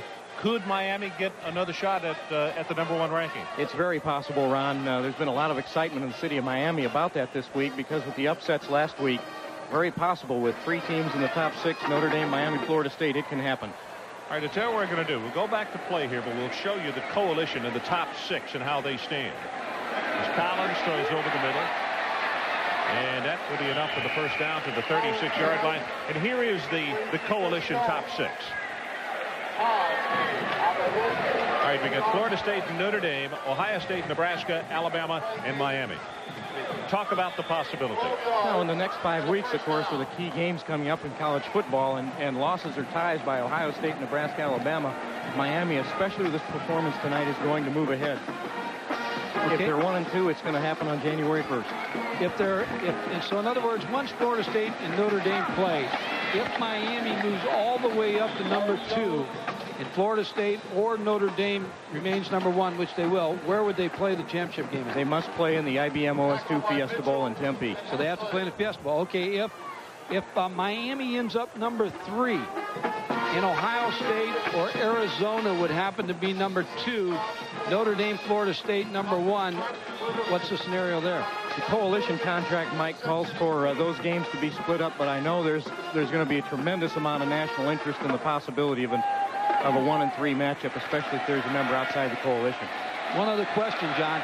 If Notre Dame and Florida State, when they play, if one of those 2 teams were #2 and it ended up 1-2, would there be a rematch of that game? If it can be played, it must be played, even if it's a rematch.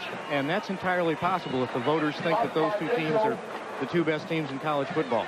Okay. If Alabama ends up #2, where would they play the championship game? Either Notre Dame, Florida State versus Alabama. That would go then to the Sugar Bowl. Nebraska, if they ended up #2? To the Orange Bowl if it's Florida State or Notre Dame, 1 or 2.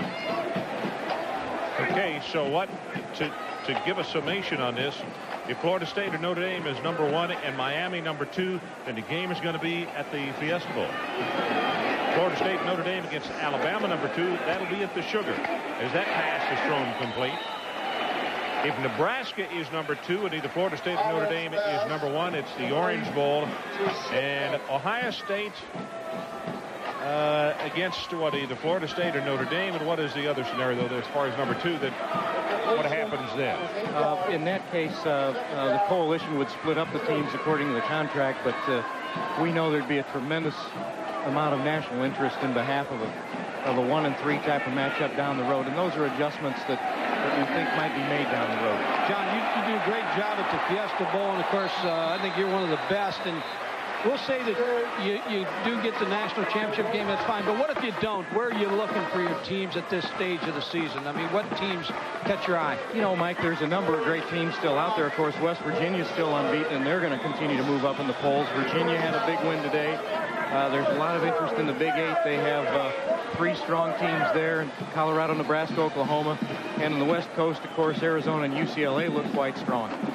Well, the worst thing in the world that could happen to you is in South Bend in November to have a tie, isn't it? That could be exciting because maybe we could do the overtime in Tempe.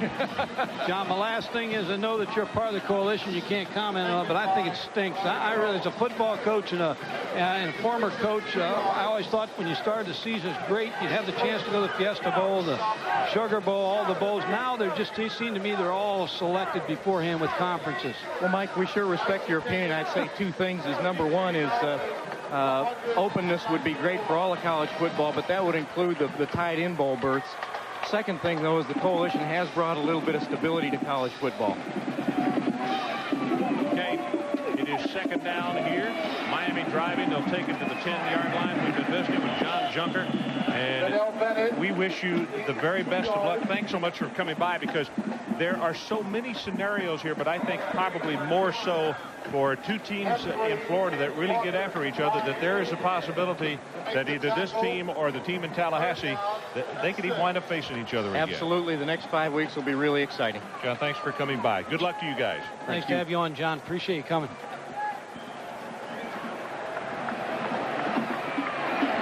So, third down, and the line to make is the 4-yard line for Miami. Collins from the shotgun this time, zings it to the end zone. Touchdown, Cy Tucker.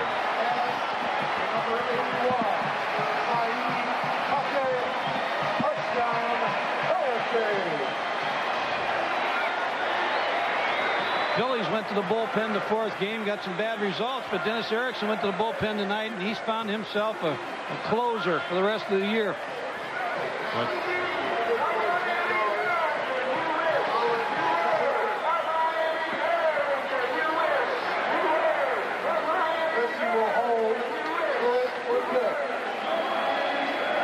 Pruitt's extra point attempt is down and good, as a flag has been thrown on the near side of the field, and let's check that.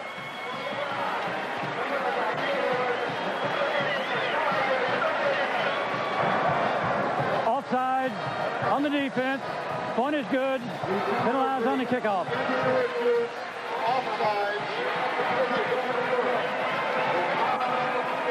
Cy Tucker, the tight end, is just going to release in the flat. Direct snap to Ryan Collins. It's against the linebacker, number 41, Nate Hemsley. Open for the touchdown. Another look, Ryan Collins. Quick delivery. Good strong football. Good throw to his tight end, Cy Tucker. Got a quick release, Ryan Collins. He really does, and I think the point that you made just a while ago, and that is the fact that they are playing him now to get him some confidence. They're letting him throw the football all over the field, and it's not a thing of Miami trying to run up the score. They're trying to run up the confidence level of a guy that they think is going to carry him the rest of the way. Well, there's no doubt. You know, he's got a lot of seasoned football to play yet. And the confidence of Ryan Collins is high, but his teammates with him. Here's an example of that. He has now hit 9 of his last 10. He's 16 to 20, but the fact he's hit 9 of his last 10, he's got 1 touchdown. He threw an interception, and has just thrown another touchdown pass. Wouldn't be a bit surprised fourth quarter we see Frank Costa bring him back off the bench and let him get a little work also, because I don't know if Ryan Collins can do any more tonight than he's done. He's just had a great game. In Miami, to show you depth, they've used 9 different receivers. This is Kirby Dargar.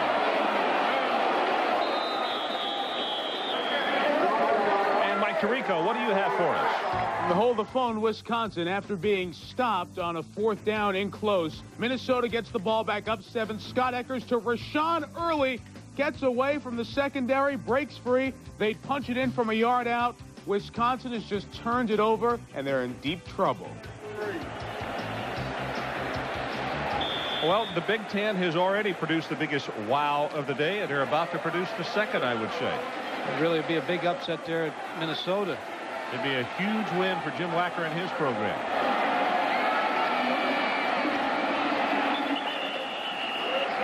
Sometimes your teams look ahead a little bit. You talk to them. You try to show them that no matter who you're playing on a given day, like Arkansas State today with a big tie against Mississippi State, which was a big game for them. I mean, you just constantly have to stay on your football team, as you see Frank Costa, number 11, warming up. And I think, Mike, you'll hear a very warm reception from this crowd here, because they like this young man and they know he's played well. Take the draw. Marvin Graves going to be hit and is sacked for the 4th time. Story of the ball game, Ron, is they have not been able to protect the quarterback. Dwayne Johnson, who's a backup defensive tackle now, 6'5", 267-pound junior. He's fresh.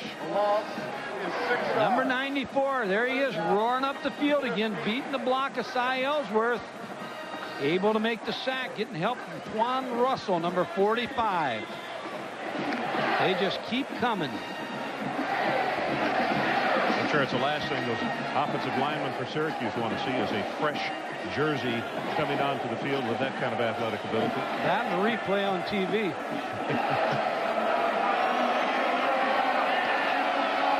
Graves puts this one on top.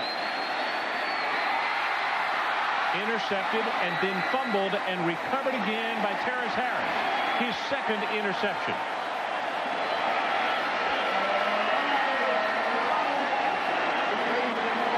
Marvin Graves just tried to air it out. He's trying to get something started.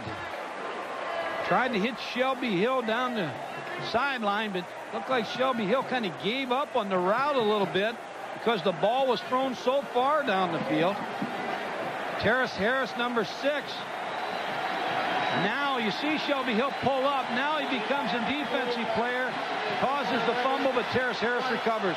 Mike, just what I said. Listen to the reaction for Costa. I mean, these people know that he has not played badly, but it was just a coach's decision. But they're very much in his corner, and I think that's a great thing for the youngster to hear that kind of ovation. Frank, a junior from Philadelphia, 6'4", 220.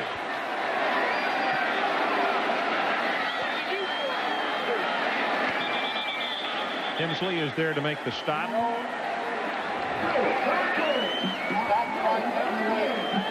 You have to let Frank Costa throw the football, too. There's his yards, 1,046, 4 touchdowns, 51% of his passes completed, 3 interceptions.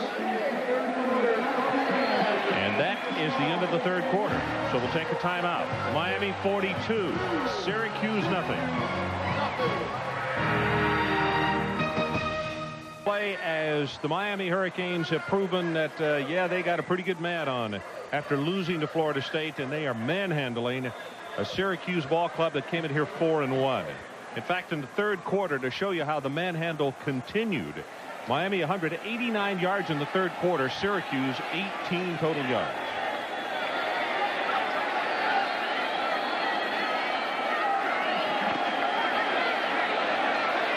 Costa swings out the pass. Harris can't hold on. Let's go down to Adrian Karsten. Adrian? Ron, a little bit of pride here in the Miami sideline with the very proud parents of tonight's starting quarterback for the Miami Hurricanes. Sam Collins, was he feeling any pressure coming into his very first start for the Hurricanes? The winning streak, you know, the Walshes, the Ericksons, the Jim Kellys. What were his thoughts? Well, Ryan really was confident. I felt the pressure, you know. Being in the stands watching, it's really more pressure on us than him. You know, he's used to playing in big games. He played in big games in high school, and he's a very confident young man. What do you think he brings to tonight's game that maybe Frank Costa doesn't? Mobility. You know, that's what the coach said, and I think that's the big difference. Carrie, you mothered the boy, for crying out loud. He's having a pretty successful night, isn't he? Certainly is. Yes, he is. His future. What do you expect to happen here now at the Hurricanes as the streak continues? A star is born tonight, perhaps? I think Ryan will take each game as it comes and try to perform to the best of his ability. And if anything happens after that, it happens. But his major goal now in college is to get that degree in accounting. Sam and Carrie, thank you very much. Ron, I think the mother's got it right. One game at a time. One game and an accounting degree. And that sounds like a good priority list to me. 16 of 20, 206 yards. And the shoulder pads are off. He's done for this evening. Shelby Hill back to fair catch this one, and he makes it at the 41. So there's a break in the action. Let's take it with him. We'll be back to the Orange Bowl after this. About 65 miles south of the nearest stoplight, and 2 miles up in the Rocky Mountain sky, you'll find skiers' heaven, also known as Telluride. The skiing's perfect and the views are even better. And whether you're going to extremes or just going for a lesson, don't go without your Visa card. Because at Telluride Ski Resort, they'll let you take the plunge, but they won't take American Express. Visa, it's everywhere you want to be. 99 years ago, we built our first Kelly Springfield tire. In that time, Americans invented TV. We fought in 2 world wars. We flew the first airplane and settled the West. We all had to start somewhere, and someone had to be first. Kelly Springfield, America's oldest tire company. Underneath every new Jimmy is the strength of a strong truck frame. An important advantage for towing, whether you're on-road or off-road.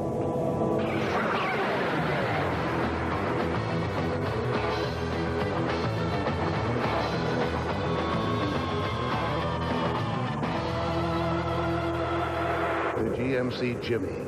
Drop in for a test drive. ESPN's presentation of CFA football is brought to you by GMC Truck, the strength of experience. By Budweiser, the king of beers, who reminds you, friends know when to say when. Well, you remember this play? This was win number 41 of the 53-win streak. A 26-20 victory over Penn State. It was highlighted by Kevin Williams in that 91-yard punt return. That, by the way, is a Miami record. Williams was a 91 first-team All-American. Kevin Mason has come to the ball game at quarterback. He's a junior.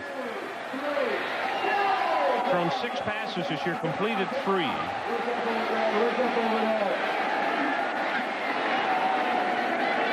And it's Dardar with a running play who will go straight ahead. And let's check the numbers, as it looks as though that Marvin Graves will be done for the evening. And it was just a night where it's impossible to get anything done when you got as many bodies hanging on you as Marvin did throughout the evening.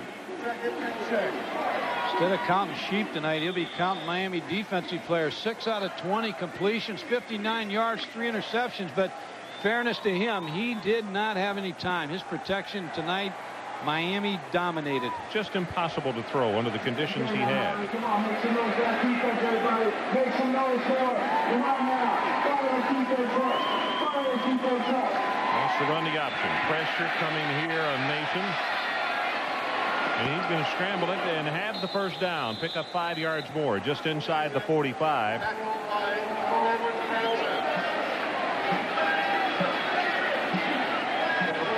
Now, there are the numbers on him. Mike, we were watching him before the ball game and just commenting on the fact he throws the ball very, very nicely. He's a good size at 6'3", but just the question comes back is, you know, as good as Marvin is, he had an impossible time of throwing, having people draped on his body. Can Mason, you know, can he do anything different with people hanging on him? No. Now, let me tell you another thing, Ron, is it's difficult for Syracuse to get Kevin Mason in the football game because most of their games this year have been close football games. Yeah. So Kevin Mason, as you look at the numbers, hasn't had a lot of opportunity to play when you're playing behind a great quarterback like Marvin Graves. Well, that's right, because, you know, with the exception of the Ball State game, that East Carolina game was in doubt up until the second half. The tie with Texas, Cincinnati, they had to come from behind. Boston College, they lost. And the Pittsburgh game was so close last week at 24-21. Kevin Mason, this is probably his first chance with a lot of time, especially against a great defense, to play.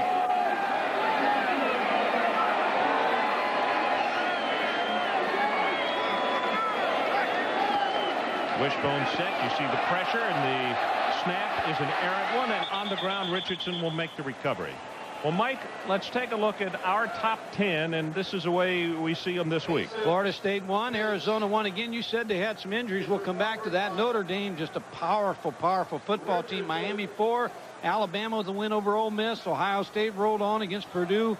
Nebraska wins. Texas A&M wins. Tennessee's off. And UCLA again. And we have UCLA and Arizona. Now, Arizona's Mike Tirico tried to put the eraser to them last week, but they're still up there. You know, Butch Henry, the sports information director at Arizona, told me on Wednesday evening that both of the starting tackles for Arizona were injured, and neither were going to be able to go in that ball game. So maybe that's the reason they struggled a little bit offensively. I think Arizona is the Alabama of last year. Great defensive football team that plays for their offense plays to the defense. Maybe exactly right. Got this one complete at the 40, and Wilson off to the races and will be tackled at the 23-yard line by Carlos Jones. Well, Kevin Mason used great patience on this play to wait till Jason Wilson was able to come open. 32 yards, Mike. Direct snap off the shotgun, which gives him a little bit longer to throw. Number 94, Dwayne Johnson, fell down. Number 6, Jason Wilson is able to come open. Carlos Jones, number 12, makes the tackle.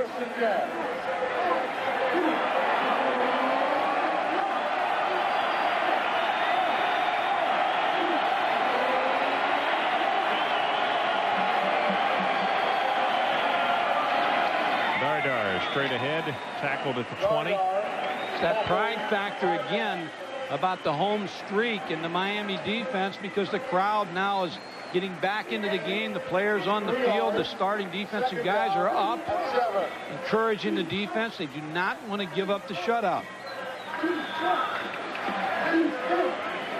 Will Walker will come into the lineup at wide receiver.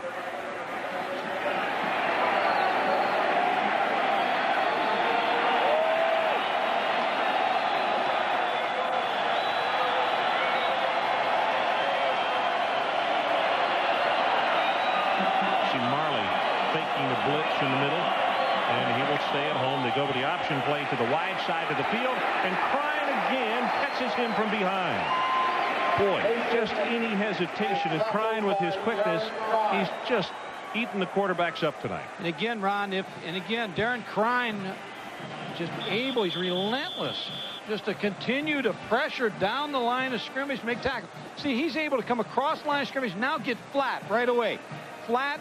He doesn't get deep in the backfield where he has to come back. He's flat, just good pursuit angle. You know, it's Crine who's shaken up a little bit, and it may have been the fact that Sapp, who was a 300-pounder, kind of came down and made him hit his shoulder at a not-so-good angle. And I'm kind of surprised he's in at 42-0. So, you know, I'm sure they're going to get him out of there. But what a tough player. Darren Crine, Kevin Patrick on both sides, bookends. I think he's seen his last play for tonight at 10:24 to go on the clock. You know what? If Syracuse gets down here and gets any closer to score, I bet you all four of them try to come back in. Well, they'll make him take his shoulder pads off, so if he goes back in, he'll have to play without him. Do you remember last year, the West Virginia game here, though, when all of a sudden when Don Nehlen's team started coming back and there were people putting shoulder pads back on the sideline? And that's I'm sure that's what Dennis Erickson, Tommy Tuberville are thinking, the defensive coordinator. They don't want to give up too quick here. It's tough to score 42 points in 10 minutes against this team. Oh, I know that. I just wanted to know if you remembered what happened last year against West Virginia. Pressure, and he's going to be sacked. This is sack number 6, and it's the other side of the bookends. It's Kevin Patrick. And let's go down to the sideline and Adrian Karsten. Ron, thanks very much. With Bob Blackman, who is chairman of the selection committee for the East-West Shrine game. We're talking about Mr. Patrick first. I know you're looking at Crine as well. What do you see in these two players? Patrick, first of all. They both look outstanding. Patrick is so very quick. On the snap of the ball, Patrick and Crine have met right back there at Martin Graves almost immediately. And they're both playing almost equal, and it's a very difficult choice between the two of them. You can only take one. Who do you pick at this point? Probably we are so limited in an all-star game, and right now I just couldn't make a decision. I know we're going to invite one of them, and I just don't know which one yet. Don't want your job, Bob. Thanks very much. All right, no problem. Adrian, thanks a lot. He's a special guy, very good head coach at Illinois, at Princeton, and also at Cornell, isn't he? Right. Good, solid person. Mason to run. Makes one miss, and then will be knocked out of bounds, and the fourth down will not pick up the first down for Syracuse. Well, Mason gave it a good shot. Can't be disappointed in his effort. There's a standing ovation coming from this home house for the defensive unit for Miami. Ron, remember, if they don't play their bowl game here in the Orange Bowl, win the rest of their games, the Washington Huskies next year will be the team that they could break the streak against. We'll take a break. We'll be right back. The mist coming from those fans across the way on the Syracuse bench. And 8:54 left in the ball game, 42-0. As you look at Tom Tuberville. Tom Tuberville, outstanding defensive coach. He's been the coordinator here, took over for Sonny Lubick, called the defenses last year and the year before.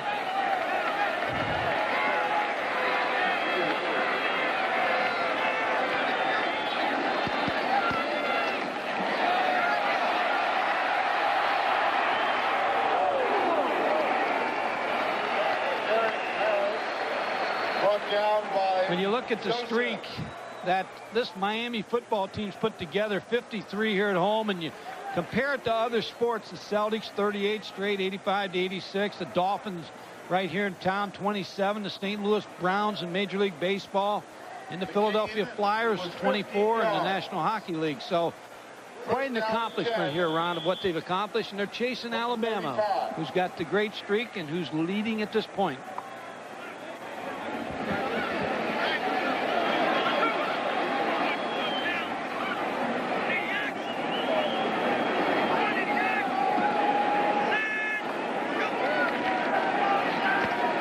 tray. This time Larry Jones, and he'll take it for about 3 right up the middle.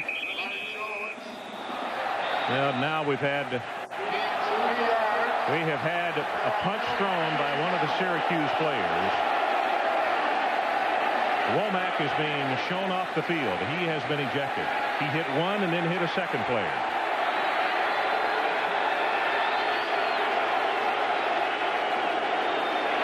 Paul Pasqualoni talking to Doug Womack, and he knows he made a mistake, Ron. You can tell the reaction of Doug Womack as he went off the field. Paul Pasqualoni, a gentleman and a fine football coach at Syracuse with an excellent staff. This is a football team that's still got a lot of football to play this season.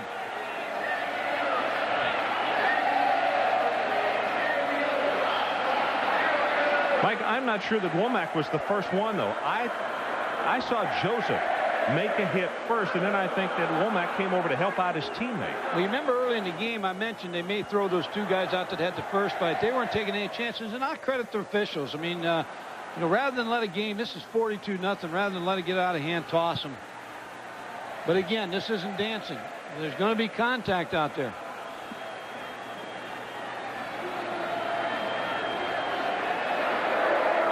Rohan Marley has his jerseys off. Has his shoulder pads off, and one of the dead ball, personal foul on the defense. Dead ball, personal foul on the offense. We have another dead ball, personal foul on the defense. 2 penalties will offset. We'll have a 15-yard penalty against the defense. We have ejections on both teams.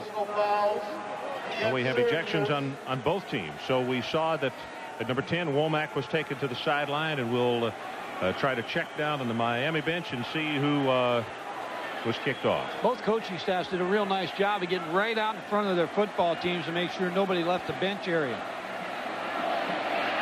Now, wait a minute. I am assuming that somebody from Miami, that it was... Well, you can see Dennis Erickson is still not very happy with what happened. Well, he said 2 ejections. Now, you remember I mentioned Joseph. They may have both been on the Syracuse side. See, Paul is talking with him.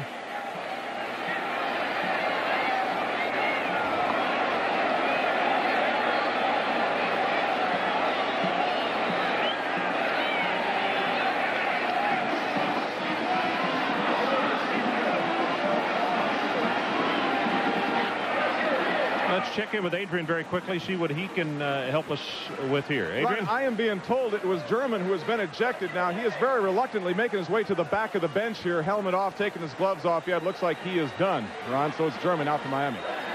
Okay, so it is Womack, and it is German. Is that right, Adrian? Sure. You've got it right, Ron. Okay. So there were 3 penalties, offsetting, and then there was another called against Syracuse, and that's when Womack was kicked out and 15 yards stepped off. Ron Franklin, Mike Gottfried, and Adrian Karsten from the Orange Bowl in Miami, Florida. 42-0. The Hurricanes lead. 8:06 to play in this one. Syracuse will have to get themselves back together as a football team because they have West Virginia next week at the Dome, an undefeated West Virginia team that's been impressive this year. Well, we saw Coach Nealon's team today. Mike, they can march it up and down the field, can't they? Jake Kelchner's a fine quarterback. Recruited him out of Berwick High School in Pennsylvania. Pass thrown complete at the 37. That's Alfred Shipman who makes the reception. Syracuse has West Virginia at home, Temple at home, then they go to Virginia Tech and at Rutgers. The West Virginia game is a key game in the Big East standings. Miami, Temple at home, at Pittsburgh, Rutgers at home. They go to West Virginia, and then Memphis State at home. And I think you're looking at the Big East champion here in the Miami team. And of course, that West Virginia game will be the roadblock for them.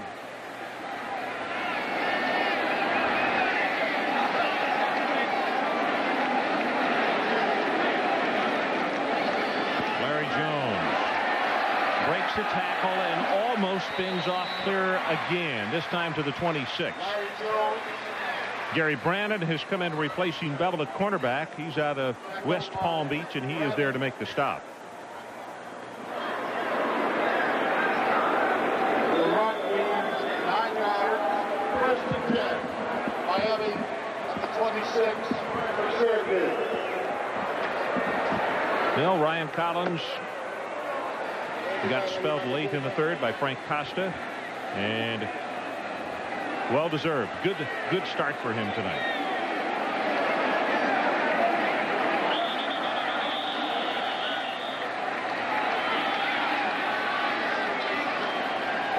Dead ball. Offsides on the defense. The offside penalty against Syracuse. Well, this is where we'll be next week for the late game out on the West Coast and see these two players. Ron Waldrop of Arizona State. What an outstanding nose guard. And J.J. Stokes.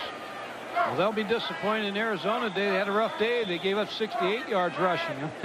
That's unbelievable. They just have a great defense at Arizona. J.J. Stokes, 8 receptions today, 86 yards and a touchdown. I apologize for calling him from Arizona State. I know he's from Arizona, but he is a down lineman. He does not play in the middle, as you'll see next Saturday. You'll think that there's more than one playing. Impact games next week, Ron. This is a big Saturday next week. Penn State's at Ohio State. Ohio State can take another step toward the Rose Bowl. Nebraska at Colorado. This is Nebraska's real test next week as far as the Big 8. Colorado will be waiting on them after a tie today, and that'll be a tough test for Nebraska. Well, individual performances tonight. James Stewart, 10 carries for 97 yards and 2 touchdowns. Bennett, 12 carries for 57. Larry Jones, 5 for 49, or whatever he totals right here, and he goes all the way inside the 10. It is a 1st and goal for Miami as Parker is there to make the stop. And Derek Harris has carried it 4 times for 21 and has scored a touchdown. Parker and Rebar on the stop. The gain was 9. In the World Series. There's a little give up inside to Larry Jones, number 23. Bounced off some tackles. Up inside for key yardage, and you can tell by this picture that some of the players in Miami have packed it in for the night. There's Casey Jones signing some autographs. Derek Harris will take it down around the 5-yard line as we're about to go under 5 minutes left in this one. Syracuse has been so successful in the last few years and winning percentage in their program, and you'll see them in the big bowl this year yet.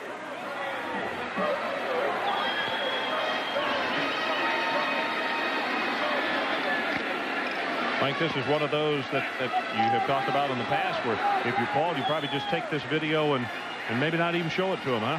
Yeah, burn it. I mean, you just ran into a real good football team tonight that's hot here in the Orange Bowl. Jones in the counter. Touchdown, Miami.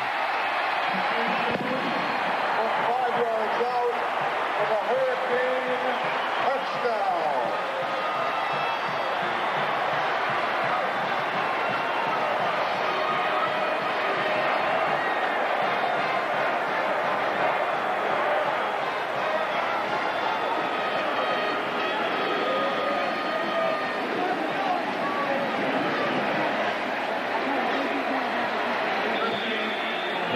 Of offensive linemen did an outstanding job. Jay Anna, one of them, along with Alan Simonette for the Miami Hurricanes.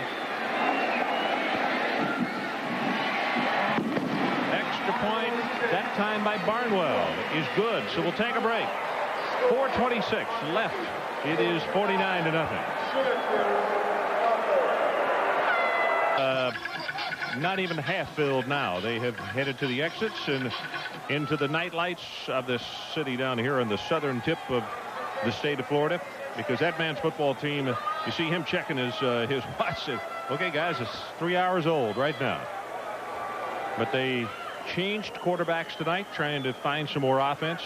Frank Costa went to the bench. Ryan Collins was the starter, and boy, the results were devastating as far as Syracuse is concerned, and Frank Costa came on and did a very good job of leading this football team in the period of time that he's played in mop-up. Well, he has. I think he's a fine quarterback. Again, it was the fit of the wide receivers were not making the big plays.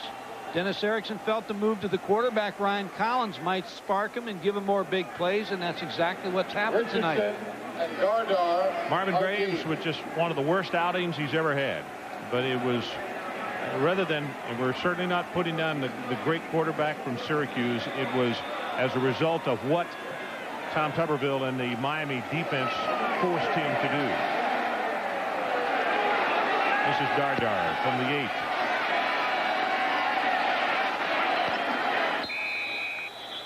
And let's go down and check in with Adrian Karsten. Backup defensive tackle Dwayne Johnson had about 4 or 5 hits tonight. Tackles, wrap-ups. Ron, he backs up Warren Sapp. Let me ask you something. The Wild Samoans, Superfly Snuka, okay?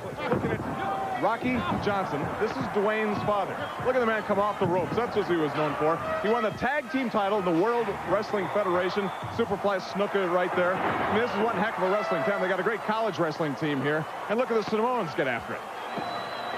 Rocky Johnson, the tag team title with Tony Atlas in 1984. Now, if your son doesn't make it as a football player, something tells me something else is in the genes here. That's right. I wanted to give him the opportunity to do what he wanted. He said he wanted to try football, and so far he's doing real good. But if ever wants to get into wrestling, I think the old man can still show him a few things. All right, now let me ask you something. One time in high school, his friends were making fun of him, saying, well, is this wrestling thing, is it real or is it not? And he put a sleeper hold. Now, what's the sleeper hold? I taught him the sleeper hold. He put the sleeper hold on the guy, and I didn't show him how to wake the guy up. What's the sleeper hold? Let me show you. Tell everybody good night. Get it, Ron. All right, Adrian. Well, here's the final score. A sleeper hold was put on the Badgers tonight. You ready for this one? Minnesota 28, Wisconsin 21. That one is in the books. Terry Richardson, and he'll take it for the first down out over the 40-yard line. Terry Richardson. The sleeper hold. Was that the end of Adrian tonight? Could be out for the year. We'll give you an update on his condition next week. In a couple of weeks. About to go under 3 minutes left in this one. Official attendance tonight here at the Orange Bowl, 63,194. 63,194. Nation going deep, and that one's overthrown. Nation looking for Jason Wilson, sophomore out of Tampa.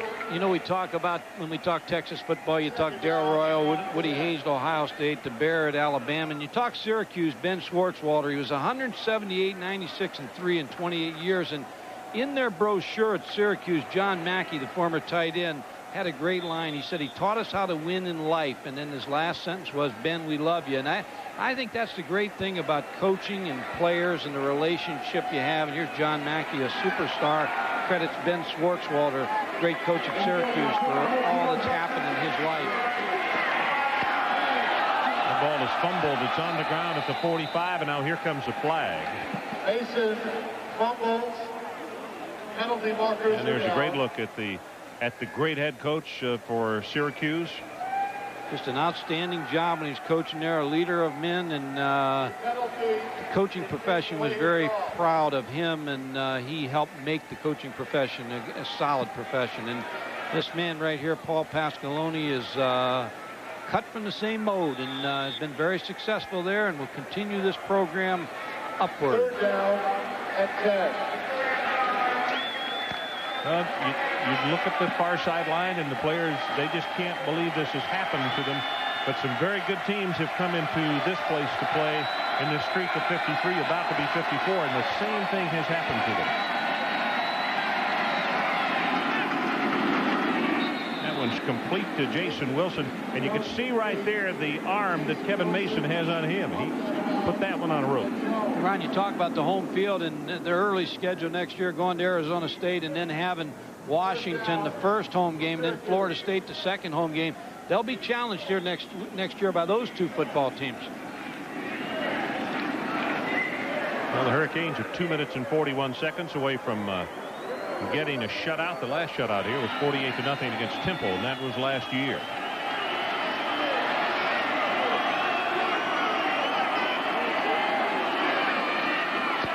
Terry Richardson. And he'll pick up another first down. Richardson.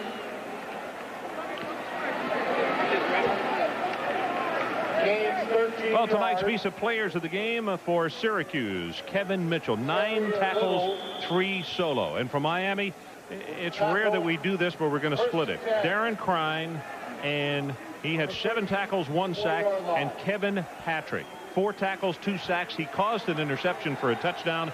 And as part of their continuing effort to further the development of amateur athletics, Visa proud to donate $1,000 to each of these universities and $1,000 to the U.S. Olympic team on behalf of these athletes.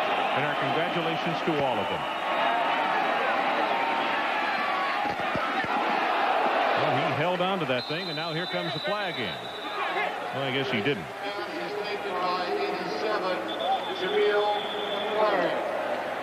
I think you'll agree with me. The 3 best football teams we've seen all year: Notre Dame, Florida State, not in that order, of course, and Miami. And, of course, Florida State's already beaten Miami. But Miami may now be a different team with Ryan Collins at the quarterback position. But those are the 3 best teams, would you say? Yeah, I would. And I still lean toward Florida State after what we've seen of them.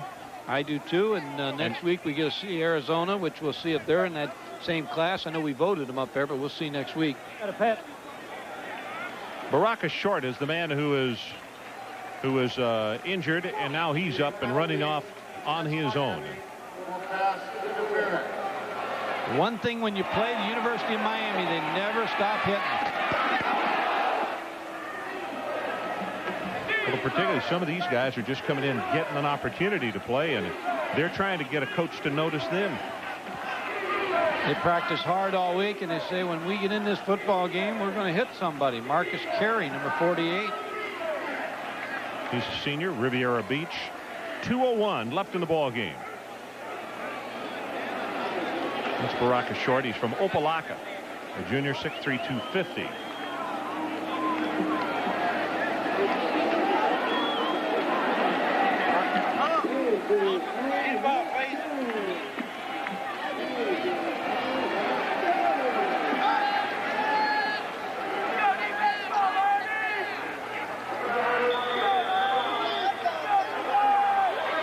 Winning his program since 1987. Miami, of course, 71-6. And look at Syracuse, 60, 15-4.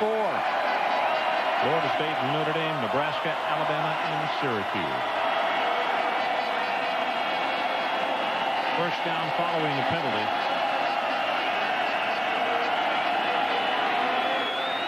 Mason with the option, and he'll take it for a couple.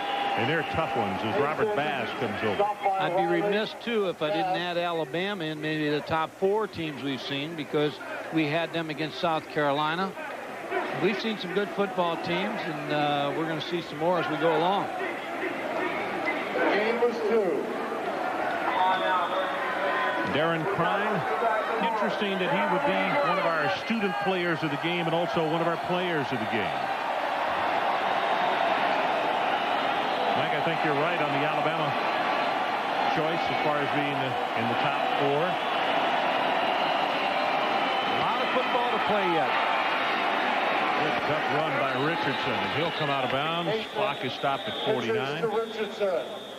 Coaches about Terry Richardson say that he runs downhill. He's a slasher.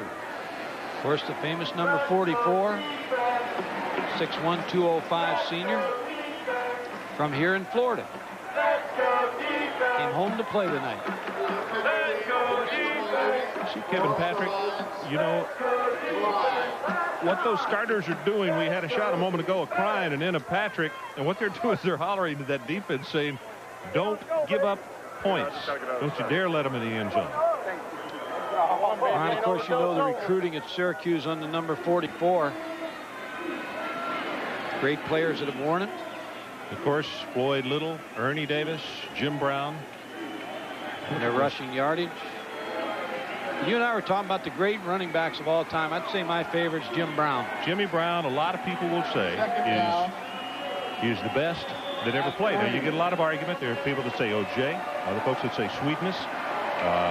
But Brown and that combination of Hickerson and Wooten out front was extremely difficult to get in front of or to stop. Number 32 didn't wear hip pads, and Vince Costello, a linebacker on that team, just told me, he said he was like a Superman in the backfield.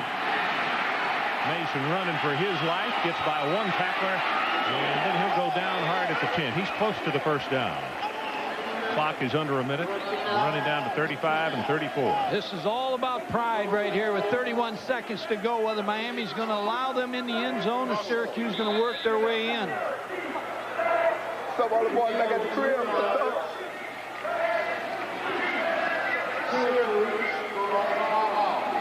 So Syracuse takes a timeout. We'll take it with them. 25 seconds left in the ball game. We will be right back.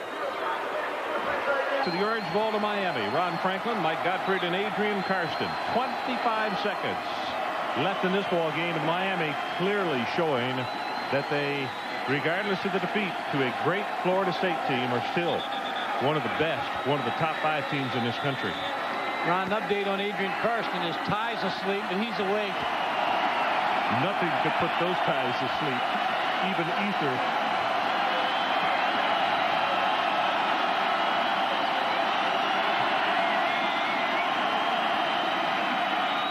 Mason on the pass, hit just as he delivered the football. It is Twan Russell, number 45, another freshman. He is out of Fort Lauderdale. This could be a taunting call here.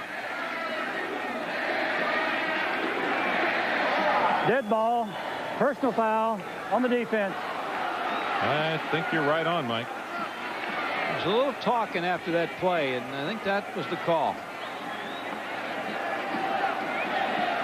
Well, coming up next, the college football scoreboard. 2 of the big upsets today came in the Big Ten Conference. Michigan fell and Wisconsin fell.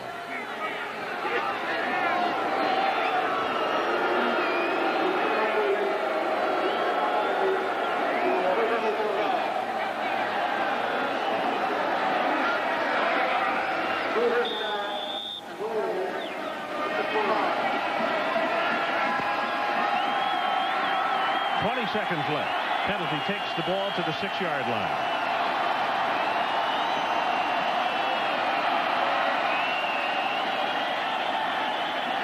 They'll put 5 more back on there. Looks like Ken Warren came out of his stance a little too quickly. Ball start on the offense. Ron, you know the coach who started this whole thing in Miami this week. Howard Snellenberger, of course, was the first coach to win the national championship, but it was really Lou Saban who came here for 2 years and along with coaches like Ron Marcinak, built the team, recruited guys like Jim Kelly, and of course then he left, and Howard came in and started it all here.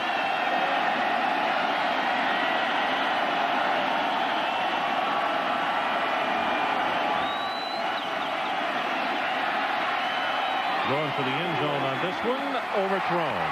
Will Walker's the man that he wanted. 14 ticks left on the clock. A lot of bumping going on there between Earl Little, number 15, who signed at Michigan and then left there 2 days when the hurricane hit down here and came back to school here at Miami and walked on, and they gave him a scholarship immediately and been successful since. 6'1", 185-pound freshman.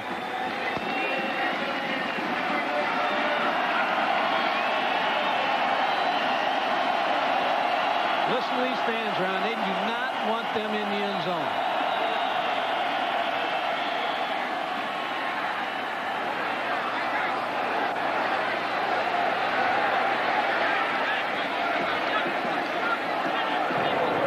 Dead ball. Encroachment on the offense. Last year, they were 3 yards away from beating Miami up at the Dome.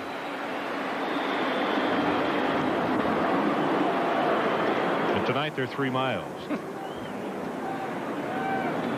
Second down and goal at the 15. Frustrating when you prepare a team to come in here and you get whipped 49-0. No doubt about it.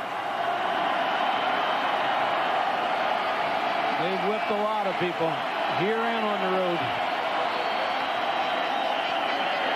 Look at the blitz coming up the middle, and Mason is going to be knocked down for a loss at the 20.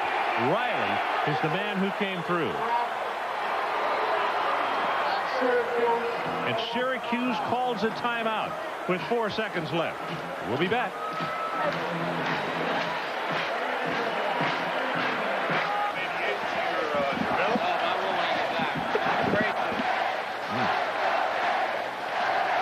Well, we're back 49-0 with 4 seconds left. Syracuse got that last timeout called. See the back of Burgess, who has come in the ball game.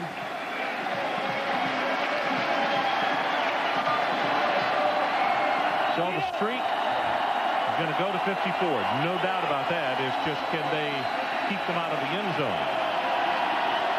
The killer instinct of the Miami defense is ready. Pass is intercepted. Well, that's it from the Orange Bowl in Miami, Florida. With the final score, Miami 49 and Syracuse nothing. For Mike Gottfried, Adrian Karsten, and our entire ESPN crew, this is Ron Franklin saying good night, everybody. The Residence Inn College Football Scoreboard is next.